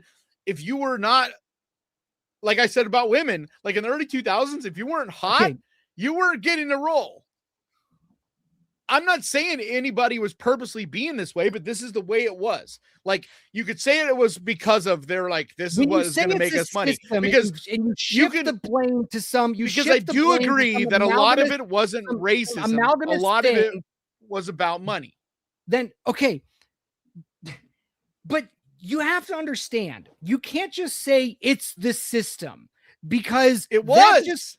just but what is the system? Who runs the system? I'm not saying who's the What fault, is it? or I if think you're it's saying something it's that the was kind of system, built up from what the is it? 60s. I think it was, or not even the 60s. It was just movies and TV in general, like the Hollywood system. For so many years, everything that was made, for the most part, was coming out of Hollywood. So Sure. there was And a we all know way that things just became, and like you just ended up with the vast majority of everybody involved in that world being either Jewish or white. It's just how it was. I'm not even saying fine, there was any, I'm not saying there's people twirling mustaches, because I think the problem with a lot of things, and like I said, I think it's almost worse, because you like, had if there's one person who, like when we had with the whole Me Too movement, right? You could easily identify this is a problem, and you could pick out the bad people, like Weinstein. He's a fucking disgusting human. Like, let's pull him out, get him in trouble. Like, we were able to fix it because we could identify the people that were in charge of this stuff, that were doing a lot of this stuff, right? That's bad, but it's almost worse when the system is built in a way where the entire thing is racist by default. Or I don't even want to say racist, not inclusive by default. And so I feel like everybody out there is all about, I'm sick and tired of everybody having to have equal parts. And I agree. Like, I am the first person yelling at Disney being this phony bullshit of like, we have to have, every show has to have this demographic, you know what I mean? We have like a quota. Instead of casting the best people for the job, we're having like, we got to have a bi person, we got to have a gay person, we got to have a black woman, you know what I mean? You like checklist this bullshit. I hate that too. What is changing things for the better, and the thing that I am a fan of, the reason we're seeing so much more inclusivity, it isn't even because of someone like Disney forcing the issue. It's not because people wring in their hands and be like, everybody's racist and people aren't getting opportunities. That's not changing it either. If anything, that just makes a lot of people angry. What's changing it is indie productions. It's people making their own movies, TV shows, and all that, because the real world, it's mixed with people of all shapes and sizes. And I think today it is. To see exactly today. And I think what we're all, well, it would have been back in the day too, but the literally society was separated. Yeah, so society was more segregated. So when you're making movies, when you're making period films, that's why I said I'm not saying someone was purposely racist and making these decisions, but we came out of a culture and society where you literally had segregation. So of course you're not going to have black people or Native American people or Asian people in your movie when you're like, these people aren't even allowed on the same set or to use the same bathrooms or in the same whatever. I mean, you have sundown cities, but no, that's where it came from. Everything started. That was the foundation that it started from. So I'm not saying it was purposely bad actors behind the scenes making Seinfeld and Melrose Place and all this stuff that were being racist, but it didn't change the fact that that just wasn't reality. Like a friend group in New York in the late 90s was not just white people. Crazy as they may sound, it just wasn't. There's are you going to go after friend groups like are you all right? So are you going to go after Family Matters for having too many black people? Because I think it's the same problem. It's not, but it's not a problem. You have people, it's not a problem. I almost think a Family Matters is worse because you're purposely trying to, but it didn't matter. It was one of the most popular shows. Fresh Prince of Bel-Air. And I'm not talking about one of the most popular shows watched by everybody. Was good. I'm not talking about if a show was good. Seinfeld was great. But I'm not a huge fan of whatever. But like, you know, I'm not saying those shows were great. I'm just saying that system needed to change, just like it evolved. I mean, it doesn't. It evolved if over. you're I writing mean, a the show- first if time you're you ever writing had a a white show- and black person kiss was on Star Dude, Wars. Like so- stuff evolved over time. But if you're writing a show like Family Matters, if you're writing a show about a black family, they have extended black family. They probably have friends who are black. They probably have friends who are white. And we got to see that. Asian friends, whatever. We got to see that. But it's primarily about this family who happen to be black. That's not, and that, so we need to look at that in the same but light it's as we the look at a show way- like Friends, where this It group was of better- friends just Here's happen the to be thing, white. It was, Like, so here's what? the thing. It was like, I think of the early shows to do that, the one that was fairly accurate was the Cosby Show. And not saying anything about Cosby, Bill Cosby. Yeah, But as Cosby far was as a creep, but the casting, Cosby as far show as- was yeah, good. as far Like, as the casting Cosby and things show like that, it was should be natural. It watched. felt normal. It's like, yes, this is a black family, but you know, they had friends of all races, like in and out of the house, like, you know what I mean? Or even a show like Full House, where it's a white family, and yet they had friends and people in and out that were of multiple races. Like, there's a way to do it, and that's why I have issue with Disney, because you can't do it in a fucking quota. You know, it always needs to be, at the end of the day, what everything should be is what Night of the Living Dead, of what God damn it, my brain. The guy that made Night of the Living Dead. It's what he said about when he casted a black man to play the lead role in his movie. He said it wasn't because he was hang black. on. He was the best actor for the job. Period. Okay. Well, hang on. Tenderloins 2. The email, if you go to the channel, if you go to the Death Rattle podcast channel, and this is for anybody who wants to email us, just go to the if you're on your computer, I don't know, if you're on your phone, good luck. If you're on your computer, where it says the Death Rattle podcast is a show hosted by DJ Remark, blah, blah, blah, you click more, and there's going to be a window that pops up. There's going to be something that says view email address. Just click that, and it will reveal the email address. You just send it to that. Yeah, It's but gonna look also weird on the home page, it should have that too. That's what I'm talking about. If you go to the Death Rattle channel, You're talking about more on when you're watching a video. You're talking about clicking on more. No, I'm not. No, I'm talking about on the page. That's what I said. If you're on the page itself, So click you shouldn't have to more. hit more. You shouldn't have to hit more. Well, I do. I'm just saying. No, it'll open up. Oh, I see what you're talking about. Yeah, you do. If you're on your phone, if you're on a computer, you won't have to click more. It'll just be there. But if you're on your phone, you got to click more. And yes, it'll have.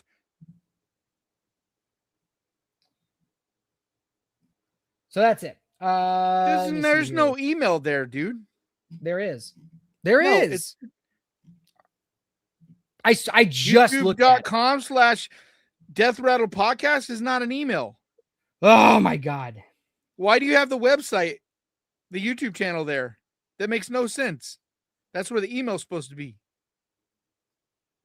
All right. I'm looking at the Death Rattle Podcast channel on my phone. Yeah, where it says more info, it says youtube.com/Death Rattle Podcast. Like, that's a website.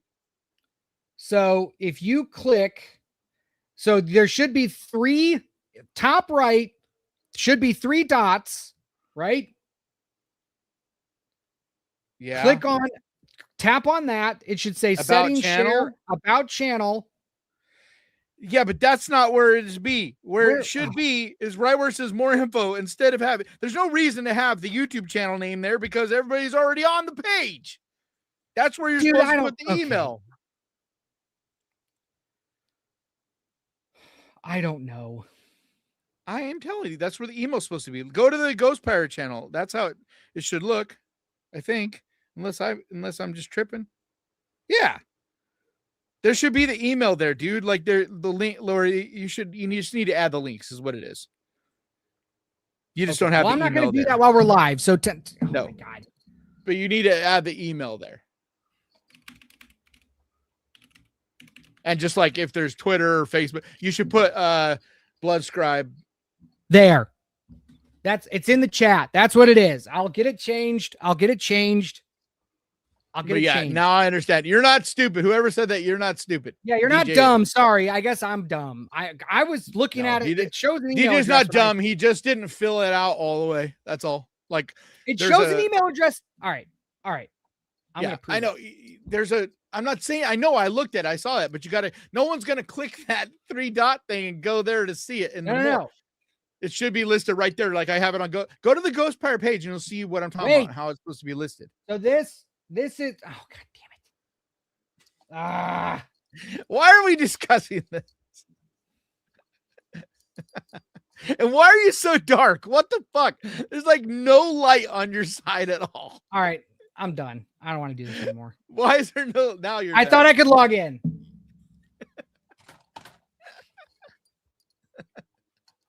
It's right here. That's what it is. It's the Horror Sucks YouTube. It's the Horror Sucks Gmail, because we've had to change the name of this stupid podcast 3 times. I can't have 3 different email addresses for this goddamn thing. Yeah. You So can that's always what it email is. So me as well, which is Yeah. literally just my name at yahoo.com. Jesus. But if you ever have problems, you can always go to my YouTube channel, and I have a shitload of links for everything. And Thanks, you can always Feuerfrau. contact us there. Happy we make you smile. I just, dude, I just get upset every time I hear this blanket. Oh, this racism has to do with the reason why this cast is this way. And But a this lot of cast it is is this the way. way that And it's it's not. It's just it's- not. And if you look at the data, it doesn't support those claims. They're just lazy, stupid claims that just give people something to bitch about. When you just, But you when you're look at, talking about something like that, that's a very complicated issue, because yeah, you got to look at you data. but you can kind of build your argument in whichever way you want to go, because were there racist people involved that were making decisions like that and twirling their mustache? Yeah. Was there people Sure. out there that also Still is today. wanted to You're never exactly. going to fix it. Like, You're never so going to it's- fix it. So complaining Got to about look it. at what was the main issue and also what was society like, period. And like I forget who said this, but movie, pop culture, TV shows, whatever, it is like a mirror of what society itself was like. And so, for instance, I know when I got my first job, Doesn't have to be. I know this for a fact, my boss was like not racist at all. Her fucking husband was like a Latino guy, and like a bunch of friends that were of all different races, and yet there wasn't a single non-white person that worked where I worked. And that was just the way shit was. And this is in the 90s. And it wasn't that people were purposely like, I promise you, she would have hired any quality person that came in. And then even in the 2000s, I worked at a pizza place, and I remember talking to my GM, because at that time I was kind of like a manager, but I didn't want to take the full title, because then I couldn't deliver pizzas where I made a lot more money in tips. But I remember we talked for hours about how do we get people of other races to apply for a job here. We would literally talk about this for hours, and it wasn't like, I promise you, it was just where we were at. The only people that ever came in and applied were little fucking 16-year-old girls. And it wasn't just that we wanted to hire other races. We just wanted other people besides little 16-year-old girls. You know what I mean? And it was like, all we ever got was little 16-year-old blonde chicks. And like, anytime we got anybody that was remotely different, we would scoop them up, because to have a well-run business, you got to have the best workers. And the best workers are not just one exact type of human. Yeah. So I used to, sorry, my work is texting me, so I have to answer at 8:50.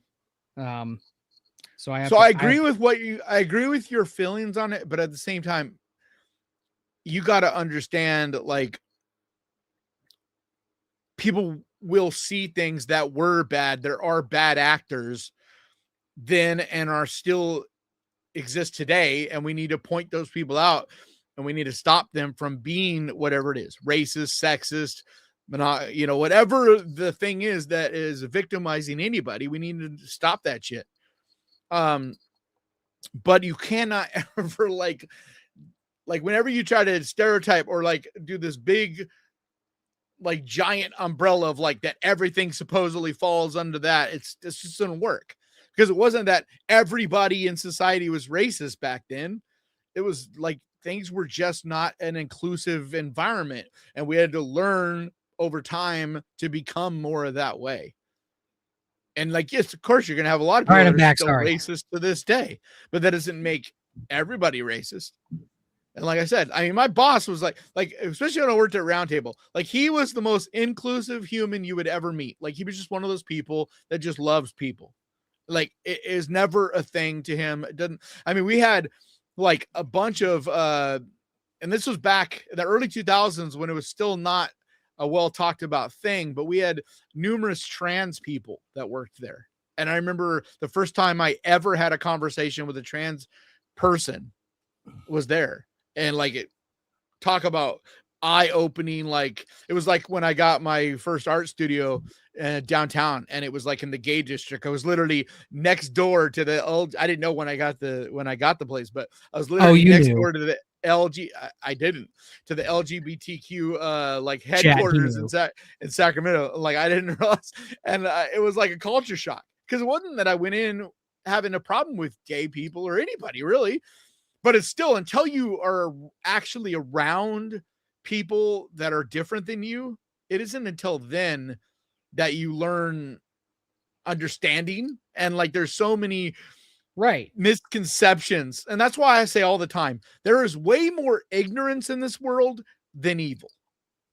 And so often people like say, oh, that's evil, or that human's evil. And it's like, a lot of times it's fucking ignorance. It's how you were raised. It's the way you've been brought up and taught. It's, you know, experiences because of maybe where you lived or whatever. But a lot of people, if they just had a more open, like if anything, people just need to open up their minds more. If you're just a little more accepting and listening and listen to shit, you know, that's how you get rid of ignorance. And a lot of the evils in the world would be cured, because like if you were to able to do that. I look, I agree. I think everything you're saying is true. It's just I'm sorry, I'm just gonna say it again. I just get pissed when somebody just tries to throw some blanket statement out there that this is the way it is because racism, because sexism, because whatever. It's just like, fuck off. Like so anyway, but I want to move on from that. I don't want to talk about this anymore. We were talking about Jade having big tits, and then we got onto this, and this sucks. And Jade with big tits is cool.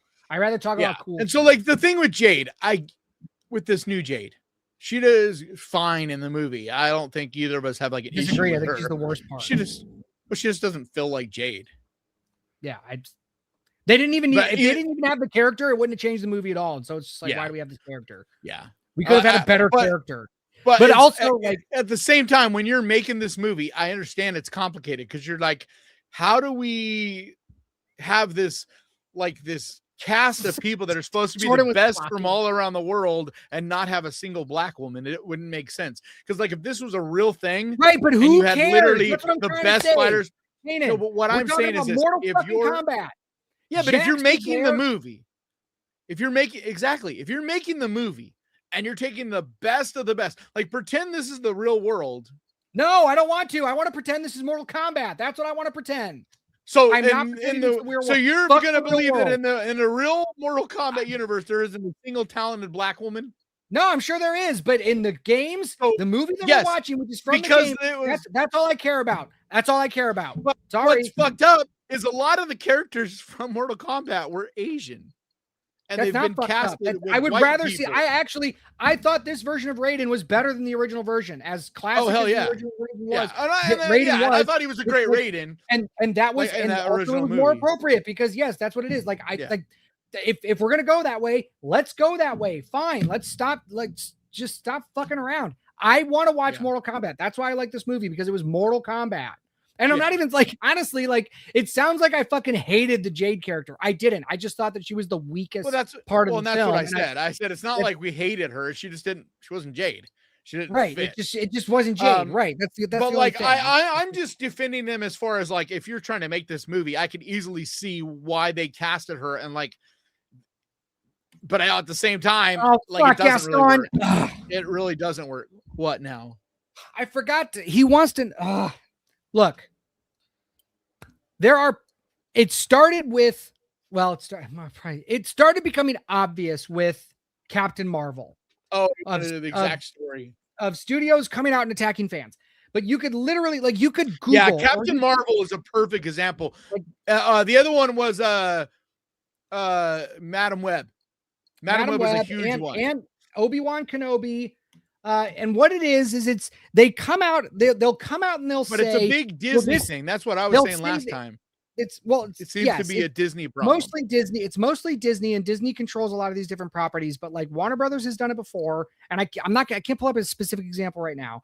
But what they do is they do this like preemptive coming out and saying, "Oh, this actor got all these racist threats on their Instagram," and like there's no way to verify that about who sent it, why they sent it, and if it's a real profile anyway. All they have to do is just show a screenshot. Bullshit thing, because like you could be the nicest person. Like I am so nice on my channel.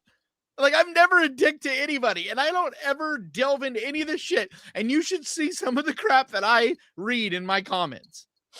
Yeah. And so like that's why I hate that as well, because like you could literally say that every human is hated if you wanted to, because there isn't a single person that is a public figure that at some point doesn't get comments from somebody that hates them.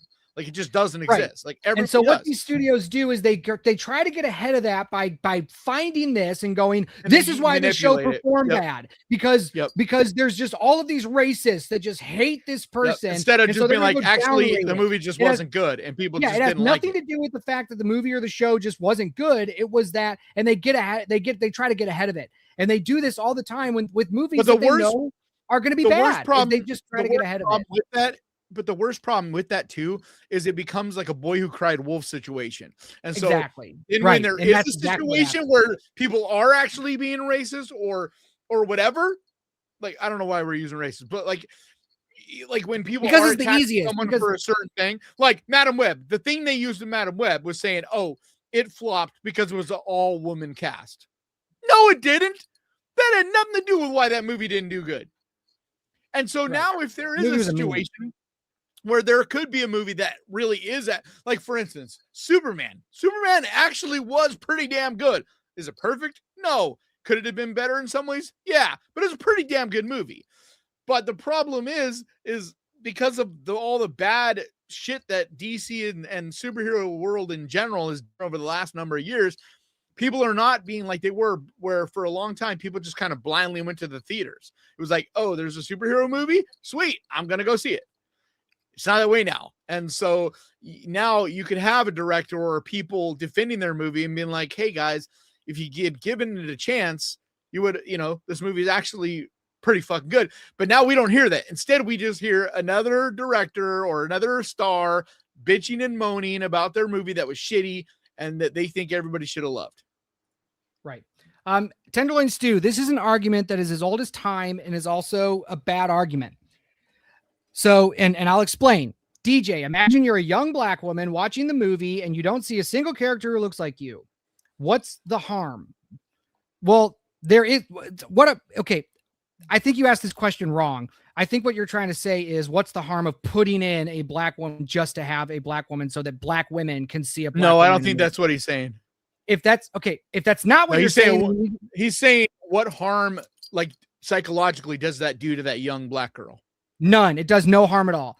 And the reason why is because it doesn't. And here's why it doesn't. It's not how you engage with stories. It makes you feel it's not like you don't belong in society. You are an outsider. Okay, Family Matters, Fresh Prince of Bel-Air, The Cosby Show. It 100% does. Color. Like, for instance, Blade. and I'm not even saying it's... Shut up. No, I'm making a fucking point here. Blade, Bishop, Storm, all of these black characters that I watched and read and enjoyed. I'm just a white kid.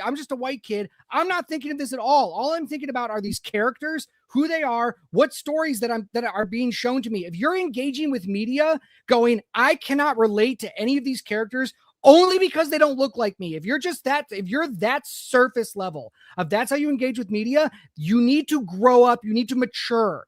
You cannot. And when you're young, when you're 4 or 5 years old, you have that emotional maturity. But we're not talking about everything you just. If you're watching a cartoon about aliens, DJ, let's say you're watching now they're not even human. I wish I could fucking mute you. I'm not done. You're watching a cartoon about aliens. They're not even human. Are you trying to say that this is now going to do harm to people because they're watching something that doesn't fit the argument, jackass? Because that wasn't the stuff we were talking about. We're talking about Okay, shows so that then- didn't include anybody.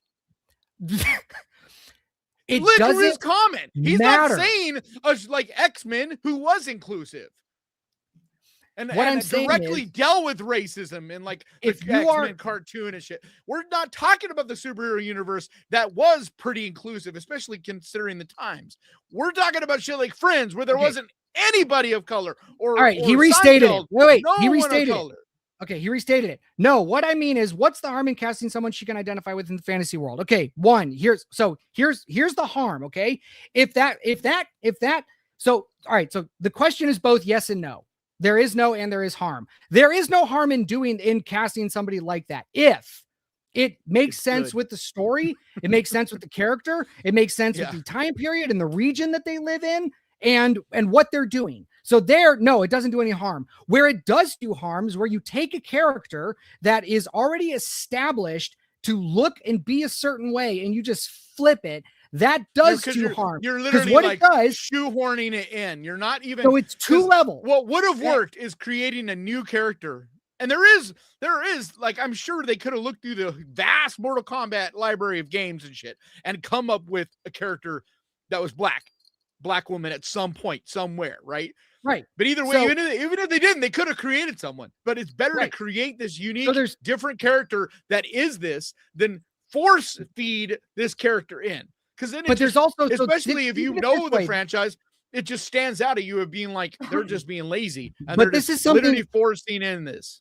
And this is something that a lot of people also don't look at. There's an actual deeper level of racism when you race swap a character, especially when you race swap a character that was either originally white or Asian and make them black. What you're doing is you're saying that black people don't have good enough original characters to have in media, that they need to be switched with another character.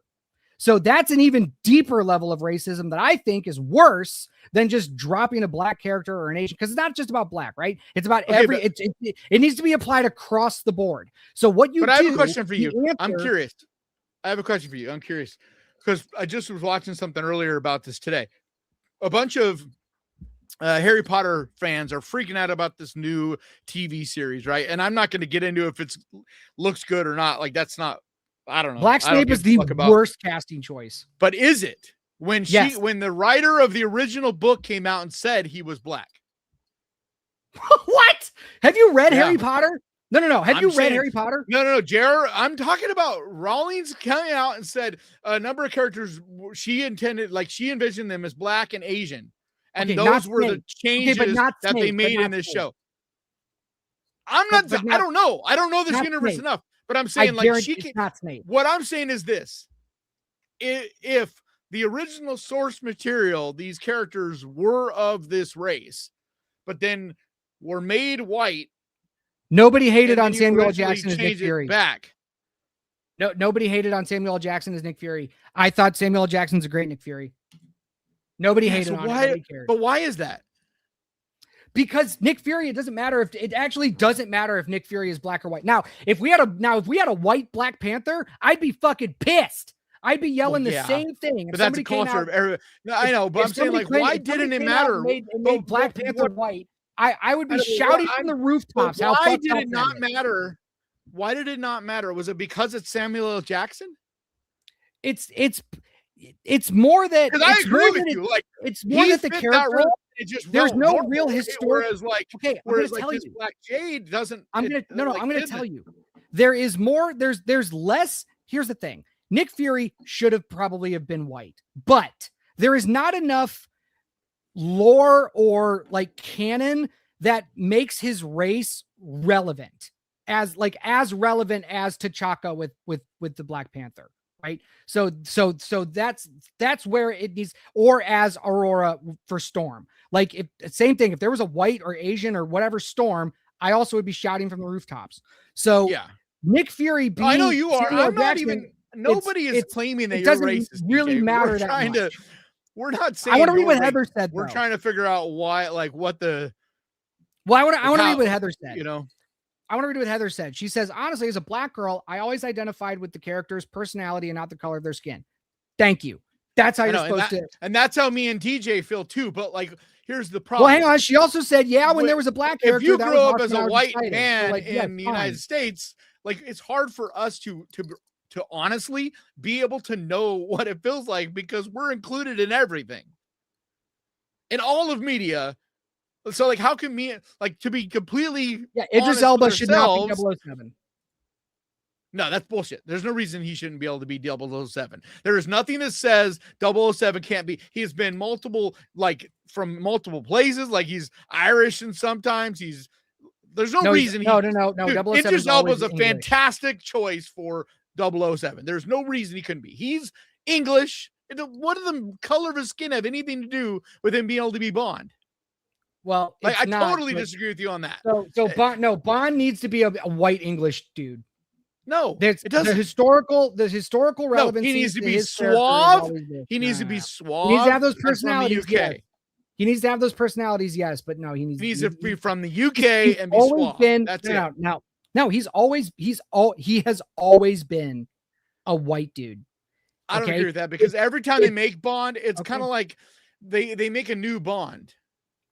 It's different than these other things where we're talking about they already have this like backstory that they're trying to follow and history, and so you're changing the character dramatically. With Bond, every Bond You we just don't- get is a different character. I think the problem is that it's too late in the game right now. And people, if you cast Idris Elba as 007, they're not going to look at it in any other way other than this forced inclusion. That's all they're going to think of it. Okay. Dude, he it's is just one of too the late. best- If you would he have is done one it, of the I don't best care. I'm sure actors he's for great. that I'm role. sure he's great. Fine. It doesn't matter. We're too late in the game. Hang on. Feuerfrau, we are friends. Okay. No matter what happens, this is how nerds talk and fight and argue with each other. Okay. We talk like Kanan this and when we're I- not on air. Kanan and I love you guys. And even when I yelled at Jack a couple of weeks ago because he said something dumb. I love Jack. We're all friends. So don't think This is how family, to be honest, this is how family and friends talk and should talk. We should be able to What's have changed conversations in our culture is that we can't do this anymore. Like everybody thinks there's something wrong with having heated discussions. Like this is how it used to always be. Like I remember staying up till like 2, 3 in the morning in the garage of friends smoking and whatever, and like getting drunk and like yelling at each other, and then like go home, arm around your bro, like yeah. and That's totally exactly the next what day it was like none of that ever happened. It was like That's it was exactly what fun. the It's channel how is. you should not be taking nobody, and I'm not saying you're doing this, but nobody should be taking any of this like personally, okay? Because it's not. Well, this is important conversations to have. Well, and they are. We need to have it. But anyway, so she says, I've always been black. I'm sorry. I don't know why I laughed at that. Like there's a, like you could have, sorry. I didn't mean to laugh at Like that. you can take it on or off. It's not a She said, tattoo. yeah, I've always been black, but not always known it. Okay. You're going to have to explain that. That is But see, a horror to me, movie. I'm not finding out I was me actually- that means the way you were raised is different than a lot of black people. But well, say that. no, that's because like with anything, it's just like white, right? It's about how you're That's raised. Like for true. instance, I was raised in a family that color of skin didn't matter. Like we grew up, my dad and mom in like I lose you. where they grew up in San Diego. There was like they were two of the only, especially my dad. He was like the only white kid in his entire neighborhood, right? And so when we were raised, the color of your skin was like no big deal. It was just like whatever, like it doesn't matter, right? And so I grew up and never was racist because it was just it's never really been a thing to me. Even when I started to understand what it was about and that it was a thing in the universe, I never was, because it's just how I was raised. And that is what it comes down to. That's why I said ignorance. It's not evil most of the time. Like racism, most of the time is from ignorance. Are there some evil people with it? Yeah, I'm not saying there's not, but like most people, racist and stuff, it's just to do with ignorance. It's like, and like there are people that were brought up in all black neighborhoods, and so of course, as soon as you're around, like your whole life, all you were mainly around was black people. As soon as you're around people of other, because it's not just the color of your skin, it's about culture. And so it's like, if you're American and you've only been in America, the first time you go down to Tijuana, or the first time you go to Canada, or the first time you go to the UK, you feel like you don't fit, because you don't. Not that anybody's purposely trying to make you feel that way, but it's like you're literally in a different environment where it's different. And it's good Jordan, I want to address this too. Jordan says, my little cousin who was 5 years old wanted to go as Black Panther for Halloween and didn't understand why I'm not be all right. I think he should be able to go. Yep. He's a fucking kid. If a kid looks up to Black Panther so much that he wants to go as Black Panther, he should be allowed, and nobody should say shit to him. And if somebody does say shit, you're a piece of shit. It's the same way if some little black kid wanted to go as Spider-Man. He should be able to go as Spider-Man or whoever he wants to go as, because he's a kid and looks up to a hero. And if you say anything that has to do with race, you're a piece of shit. I'm sorry. If I had a kid, I wouldn't have him dress up as Black Panther. This is like, it's not. I would. If my kid wanted to go as Black Panther, I'd be like, look, fine. Yeah, he's a cool hero. You're a fucking but it's not kid. worth it, though. Go. It is worth it. But like, it's because a what you're weird. doing is you're It's a telling weird some thing, kid because that I you can't have a agree. hero because he was born the wrong color, and that's bullshit. No. I agree, but I'm just saying at the same time, I understand how that could be seen as inappropriate. But it's a weird thing, because like when I was growing up, dude, we always played Cowboys and Indians, and there was always like white kids, black kids, Asian kids, like friends of mine. They were dressed up as Indians. There was always someone dressed up as an Indian. And I'm not saying go with. I'm also not saying like put your kid in blackface. I'm just saying if you want to get him a costume and a mask, do that. Like that's so for anybody that might be thinking that. I'm not thinking that. What I'm saying is, I know you're not. That's what I'm saying. I don't really think that. But it's Miles Morales is not Spider-Man. I see you guys in the chat. Miles Morales is not Spider-Man. Peter Parker is Spider-Man. Shut up. I'm not having that. Miles Morales is also Spider-Man. No, Miles Morales is Miles Morales. Dude, Spider-Man. No. There's a whole Miles Morales is Miles Morales. Lots of Spider-Mans. Miles Morales is Miles Morales. Okay? Ben Riley is Ben Riley. Ben Riley is Ben Riley. Yeah, but they're also Spider-Man. Peter Parker is Spider-Man. Peter Parker is Spider-Man. Peter Parker is also Spider-Man.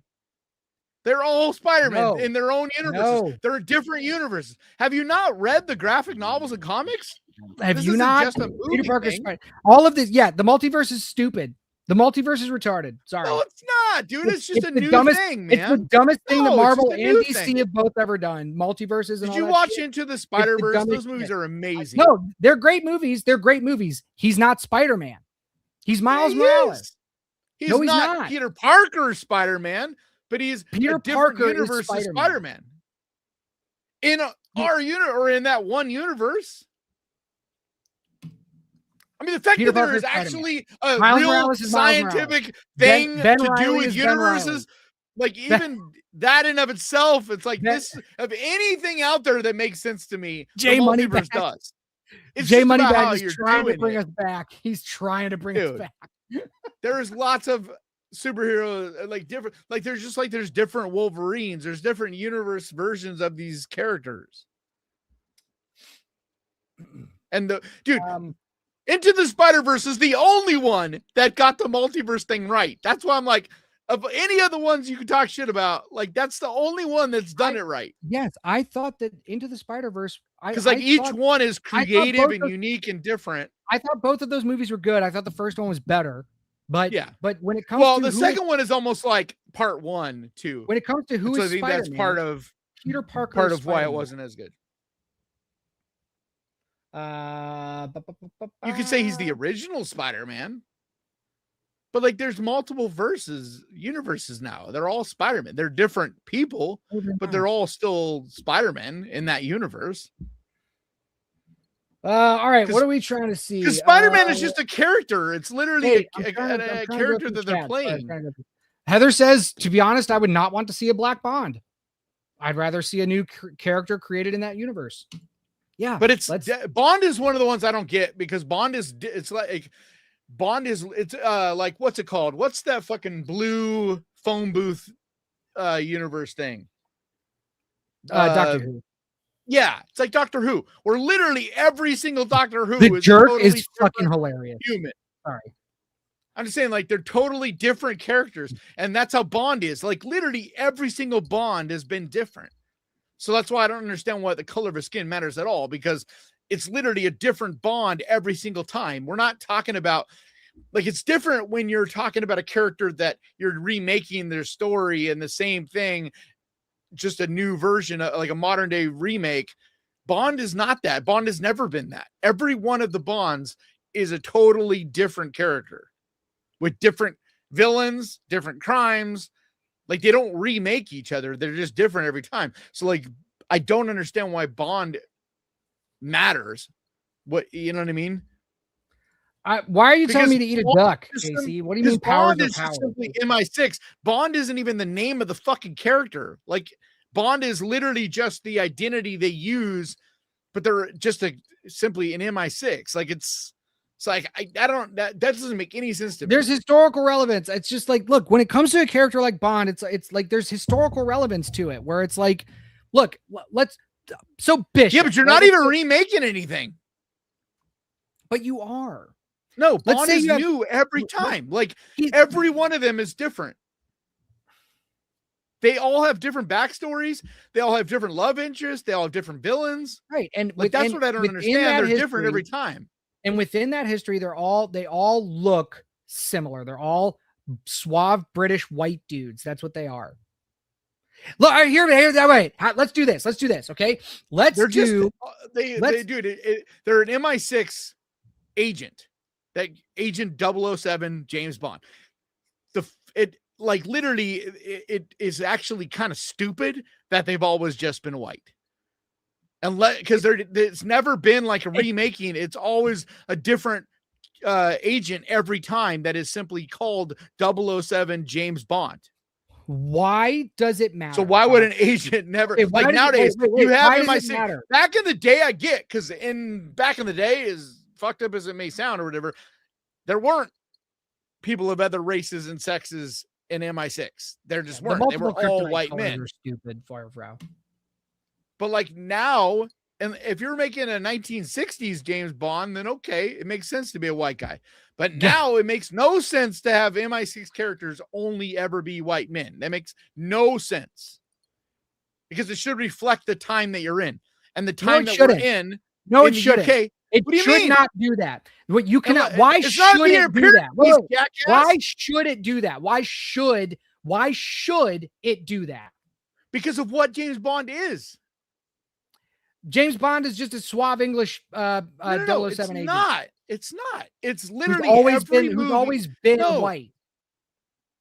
It doesn't matter if it's a different iteration or a different in MI6. He's just always been that way. But it's always reflected the time. Why is it that important? Always reflected the time. The technology he uses, the cars that he drives, the people around him, it's always reflected the time that he's in. Why does it matter? Why? Why does it matter? Because the real MI6 has black men, Asian men, Indian men. It has men of all sizes, shapes, whatever, and women. Great. So why would it not reflect that? Back then, it only had white men. Make up a character. Make up a different character. Put him in it. No. Doesn't have to be Bond. No. James Bond is like it's a stupid idea if you're not going to be like of the time. Because you're not remaking it. You're not doing a period piece. That's what I'm saying. It's not. If it was doing a period piece or reflecting a certain ideal or whatever, that would make sense. But it's not. Every one of Bonds is supposed to be reflecting the time that it's currently happening. They're like the espionage, the technology, like whatever the new Bond is, I guarantee you they're going to deal with AI. Yeah, Casey. All right, hang on. Casey. Spider powers are spider powers. Yes, but there is one Spider-Man. That is Peter Parker. Spider-Ham is not Spider-Man. Spider-Noir is not Spider-Man. Ben Reilly is not Spider-Man. Miles Morales is not Spider-Man. They're spider people. They can have the spider powers. They are not Spider-Man. Peter Parker is Spider-Man. Okay? Like, that's what I'm saying. No. Sorry. No, he is Peter Parker. He is Peter Parker, who is being Spider-Man. No, he is Spider-Man. Peter Parker is Spider-Man. Like, fuck. Okay? Nightwing is not Batman just because he was Batman for a string of time. Bruce Wayne is Batman. Okay. He was called Batman while he was playing Batman. Right. Miles Morales has been Miles Morales. He is not Spider-Man. No, he is Spider-Man in his universe. No. It's just like in the most recent Spider-Man movie where you had 3 different Spider-Men. They were all Peter Parker. They were all Spider-Man, but they're all three from different universes, played by different actors, playing slightly different versions of that character. What are you yelling about? The new 007 is a black female? What? No, that's not a thing. That was people need to get off Facebook. God, I hate that shit. Yeah, see, Heather's there's these stories like the Heather's fucking in my head. Nightmare on Elm Street TV series called Fred. Like, people need to get off of fucking Facebook because there's nothing but AI bullshit stories that are just click farming. They literally make money by your dumbass clicking on that fucking page and picture and story that they post. And then 9 times out of 10, it's horse shit.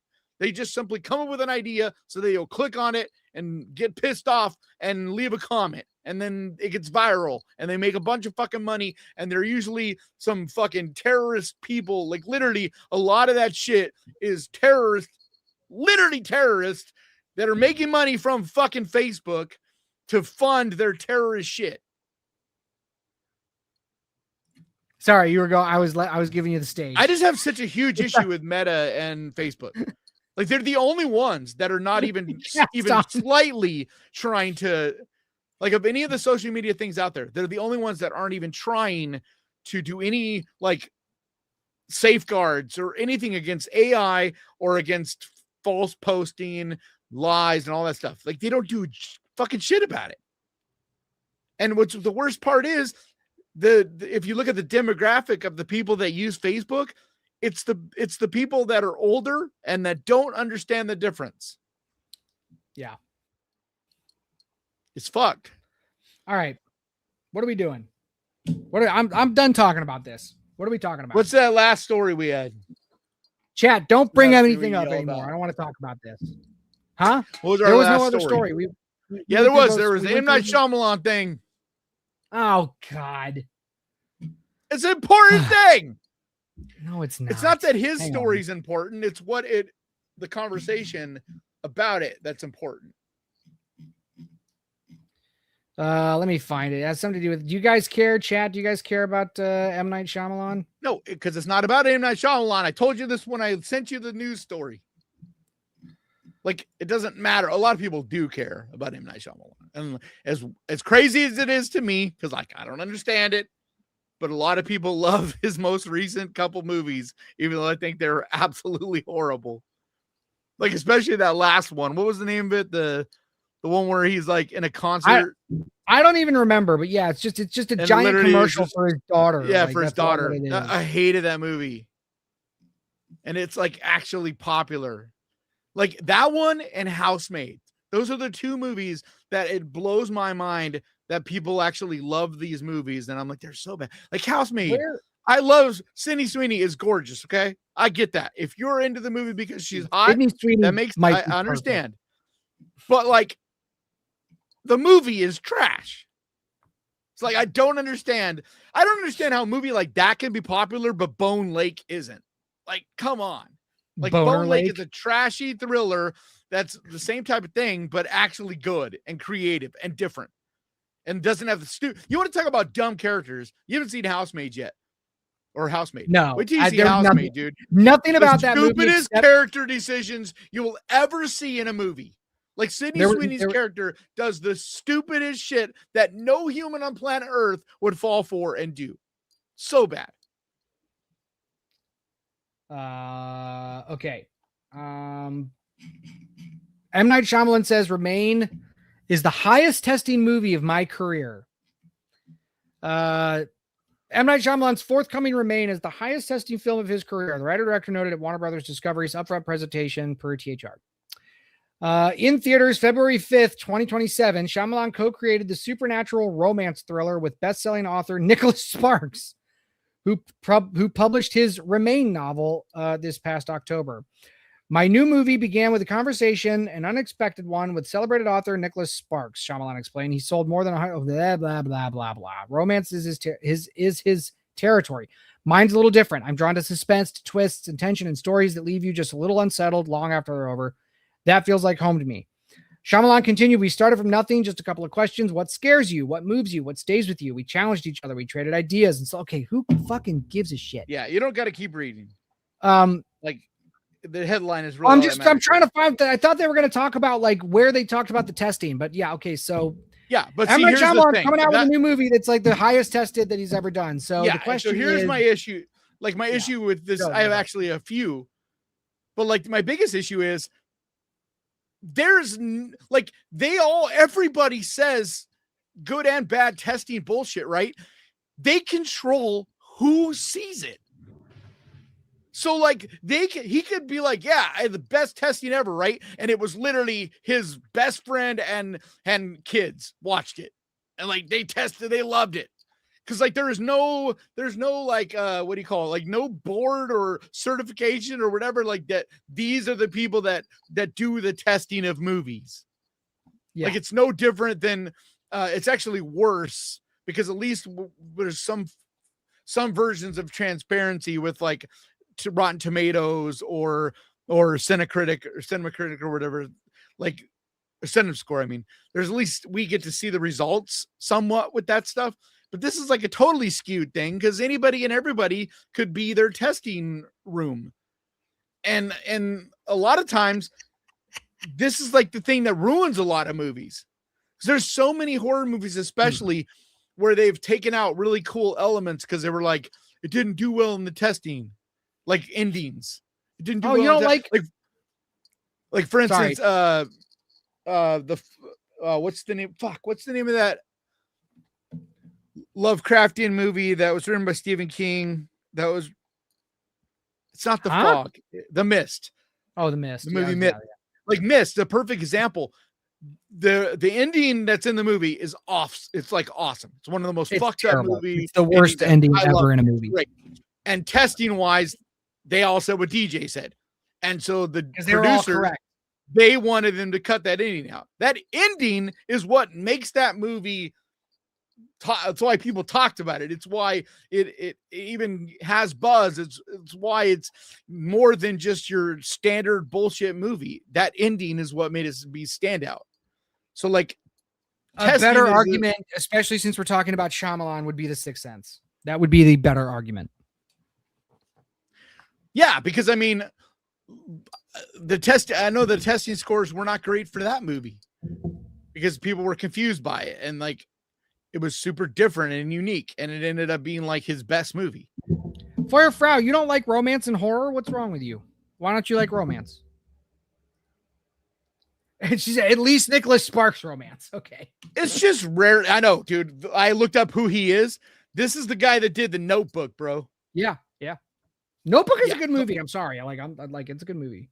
I'm not saying he's a bad writer, but I have a hard time buying that something he did is going to work well with.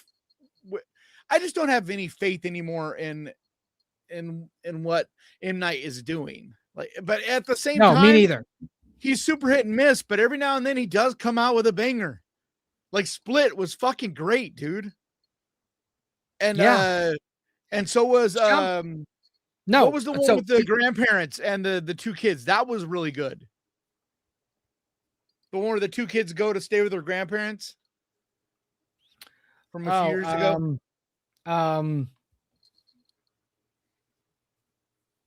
I don't remember. Hold on, I'm looking it up. What were you gonna say? I was gonna say I whatever you were gonna say. I thought The Visit. Oh, I don't think I saw that. I thought Split was his last good movie. It was, but like The Visit and everything after that's just been like The Visit was a couple years before that. M. Night Shyamalan's hits are home runs, and his strikeouts are just like kick self in balls. Like they're that bad. In my opinion, yeah. Because like Old, I thought was awful. Oh my god, Old so fucking dumb. Knock at the Cabin was pretty good, but he also didn't do much of anything with Knock at the Cabin because he literally is the book. He just made the book into a movie. And I thought Knock on the Cabin was pretty good. It wasn't like a home run. I haven't after I saw Old, I was just like, I'm done. I'm done with Shyamalan. Well, yeah, but Knock at the Cabin was after Old, and it was pretty good. But then he did Trap 2 years ago, which was just awful. Yeah. But it is weird. It's like he makes a movie every now and then, though, that's great. Because like he did Unbreakable, which is phenomenal. Sixth Sense, phenomenal. Signs, phenomenal. I actually think The Village is really good. Even I though think The Village most is people great. hated I it. think The Village is great. Yeah, I went But then he on. did I shit went like on. The Happening, dude. I mean, The Happening's horrible. I went on Sledgehammer Horror and defended The Village. They were doing that like in defense of series for a while, and I that's went one on of it and I the. defended The Village. That's one of the movies I like. Most of the time, I can at least somewhat agree with a lot of what society thinks, or at least understand where they're coming from. Most people, The Village, I don't. I just don't understand what people. The problem I with The guess Village, if you just wanted a monster movie and No, I'm gonna tell you. it wasn't. But like, I'm gonna it's tell you just- what the I think it's almost too smart for most people. the problem with The Village is that the reveal happens too soon. That's the problem. Yeah, The reveal happens too soon. And so it makes that final chase, it just completely takes the air out of it. And then there's the other twist. People, because they were already upset about the first one coming too early, also takes the wind out of the sails of the other twist that they're in the modern day. Spoilers if you haven't seen The fucking Village already. Sorry, you just got it spoiled, but go watch it. It's been too long. But I almost think, at least in my opinion, that movie would have worked better if you found that out. Like if it was one of those endings where at the very, very end, like the last thing is her walking out and realizing, and like a car drives by and like, holy shit, you know what I mean? If that was like the last thing you saw, that would have been way more jarring. Well, yeah, but again, it has to do with like there's two twists in that movie, and the first one came too soon. That's the problem with The Village. Yeah, you're right. Because if they find out the monsters aren't real, like towards the end, at the same time you find out, you know, they're in the modern day. Like if you get a double whammy, like both towards the end, I think you would add a lot more suspense throughout the movie. I still just think it's great though, because I also think it's great. I just think it's like this cool mind. Like, I don't know. Jordan Like, says I I agree took a with girl, you, but at the same time, that would have been almost a little more traditional, like what most people do in the movies, of like giving you the twist at the very end. And so it's like interesting to kind of like reason for that. There's a reason for I know, but it is interesting still, and I appreciate the fact that you kind of have this winding thing going on where it's like, oh shit, I thought it was going to go this way, and then now it's not, and then oh shit again. Jordan says, I took a girl on a date to see The Village. When we walked out, she didn't understand it. She asked me, but why is there a Jeep all of a sudden? Dumb. Yeah. That's why I said, I think dumb. I think it's kind of, I'm not saying it is nowadays. Like if someone hadn't seen The Village and they go watch it now, B-movie, you're a little overhyped. Be able to follow it, no problem. Like you would have no problem following it, and like it would make sense to you. But I think the audiences at the time, the masses, it was a little too highbrow, because it wasn't just a simple twist like The Sixth Sense, where at the very end he's like, oh shit. Plus, The Sixth Sense kind of spells everything out. It does like a rewind and showing you everything, and like really puts it on a platter and says, this is exactly the twist, you know? Yeah. And The Village doesn't really do that either. It doesn't like, it just assumes so like, well, I think it assumes its audience is smarter than it is. Huh? It does it. It just does it too soon. And that's the problem. No, but I'm saying like her being confused on like, what? Why is there a Jeep? I think there was actually quite a few people that were like, no, why she just sounds dumb. Like, modern day, and like they didn't understand a lot of what was I know, but I think a lot of because a lot of the people that saw that, like the big audience for that, were young people. You know, I think adults, like most people, because like he had a lot of us teenagers, and like I followed the movie, it didn't confuse me at all. But like a lot of us were young. I mean, like the main audience for him at the time, we were all like 19, 20 years old, you know, like Heather says his worst movie was The Last Airbender. I didn't even see that it. was horrible.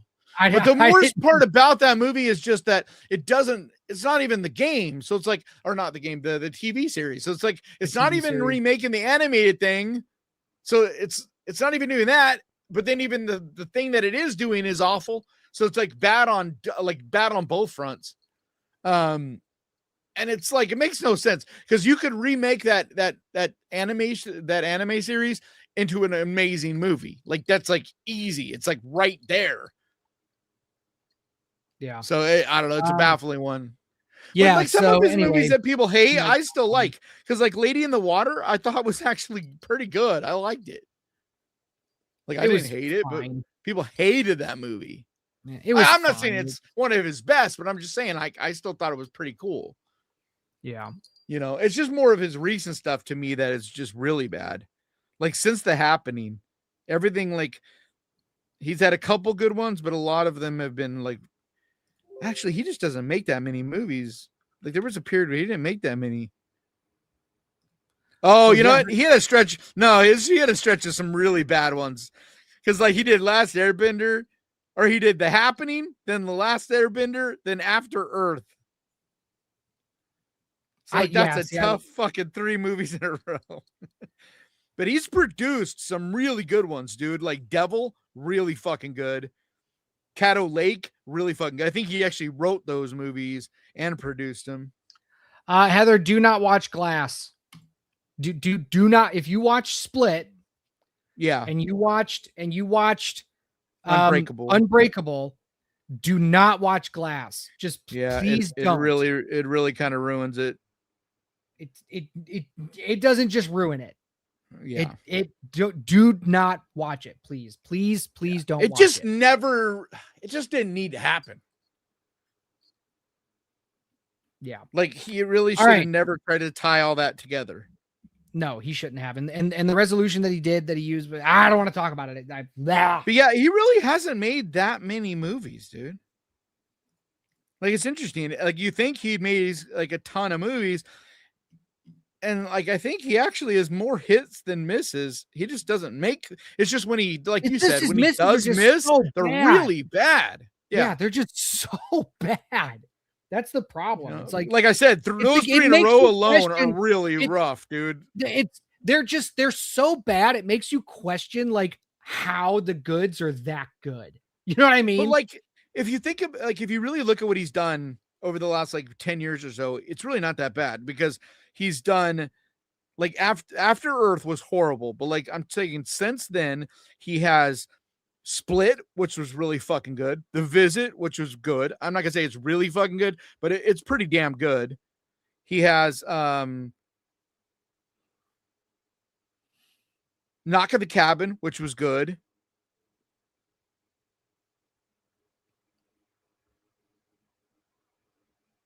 And okay, so now really he's only done Trap and Old that are recent. Like that are really bad. Yeah.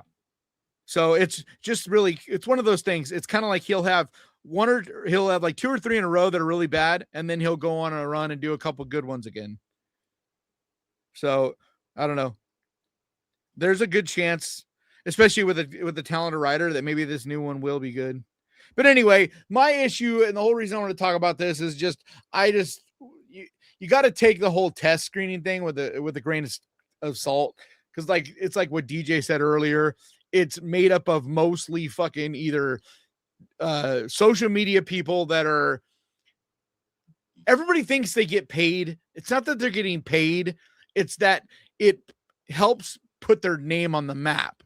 Like they're trying to get clip farm stuff. They get invited to the parties. They get early access. They get you get more access if you're media is what it's called. Yeah.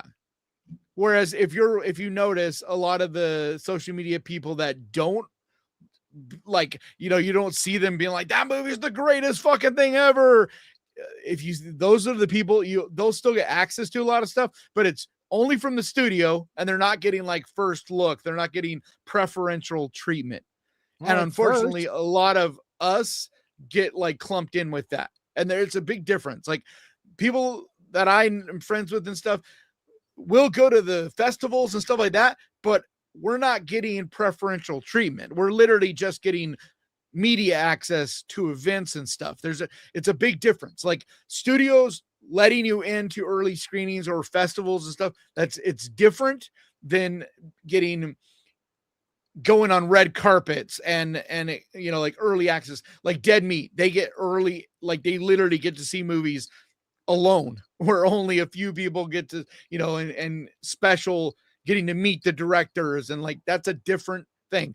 I'm not saying like Dead Meat, they don't overblow. Like they will say when they like or don't like shit. So like they're not a problem. But a lot of these people that are supposedly the test screeners are full of shit. Yes, So I you can agree. only, you got to kind of take it with a grain of salt. So yeah, I mean, it's a weird thing. But unfortunately, my issue with it is a lot of us kind of get clumped together and it's horseshit. Like people all the time, like anytime I like something, I get accused all the time of like studios paying me or this and that. And ask DJ, I don't get any treatment. Nobody does shit for me. It's true. Like I wish I could have seen true. Obsession. Like if that was the case, I wouldn't have been like 2 or 3 people behind getting to see Obsession at Fantastic Fest. And fucking dude, the horror show, Cecil got a fucking care package sent to him from the studio for Obsession. Like, nobody even reached out to me, man. Like it's all right, buddy. You'll get there. Don't worry. I don't care about getting paid, but I would at least like to get some screeners invites and shit sometimes. But I just don't try to. I don't know. I don't try to like get into that because you got to go. Like I've had A24. I could be now. Like I have way more subscribers and views than a lot of channels that get that access. But like I don't. It's annoying. I don't like dealing with that shit. Because like what you got to do is you got to go to this stuff like and put yourself out there. And like when I went to the A24 one for Talk to Me, it's like you're waiting for like an hour and a half, 2 hours. And then after it's over, you got to talk to the people from the studio and be all friendly and chummy and bullshit. And I'm like, I'd rather just make up my own mind about a movie and not deal with any of that and just go see it a few days later. Yeah. You know? All right. Like going to festivals is different because festivals, it's like you get the press credentials, but then you're not having to deal with anything. You just go in and watch the movies. There's no studio execs trying to be like chummy with you. You can go up to people if you want or not. Like it's a different type of thing. And I like that shit, but like, yeah, I don't know. Yeah. So, all right, cool. All right. Yeah, late. That's it. Long show tonight, guys. So thanks for sticking around for as long as you did. Almost 3 hours. That's one of the longest ones we've done. Yeah. We're gonna have to. I gotta get better at uploading fucking shorts after these things. But anyway, but that's it. So we don't know what's going to be on next Wednesday. It might be DJ without me. It might just be no show. It might be pre-recorded. I don't know. We haven't even talked about it really yet. So yeah, because Kanan's not going to be here. So more than likely, we will figure out. I'm having what we're gonna do. Surgery. But thanks, guys. Thanks. Not a super serious surgery, so like don't worry. I'll be fine. I mean, yeah, I'm getting put under and I'll be in there for a couple days, but it's just my toe.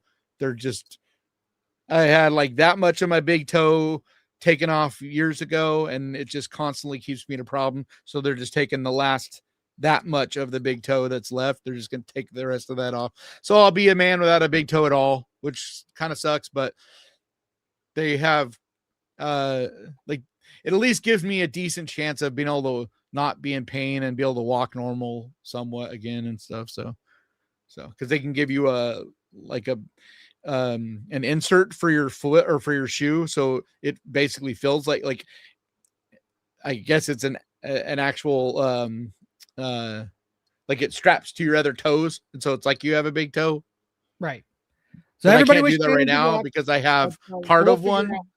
So yeah, so we'll figure out what we're doing next week, but yeah, I just said that because I know whenever I'm watching things like this, I'm always curious, like, so what is, like there's the human curiosity of like, what is it, dude? What are you getting surgery for? So yeah, well, and you'll be able to talk about it once you get out. So all right, guys. Maybe. So thanks again. Join us next Wednesday, 7 p.m. Eastern, 4 p.m. on the West Coast. Whatever the fuck time it is over in Australia, since we're all fighting about it. You and your weird ass. We need to not just call it Australia. We need to look it up and know the town, like the actual area, and we can call them out and be like, and whatever Australia. Yeah. And we will see y'all next week. Later, guys.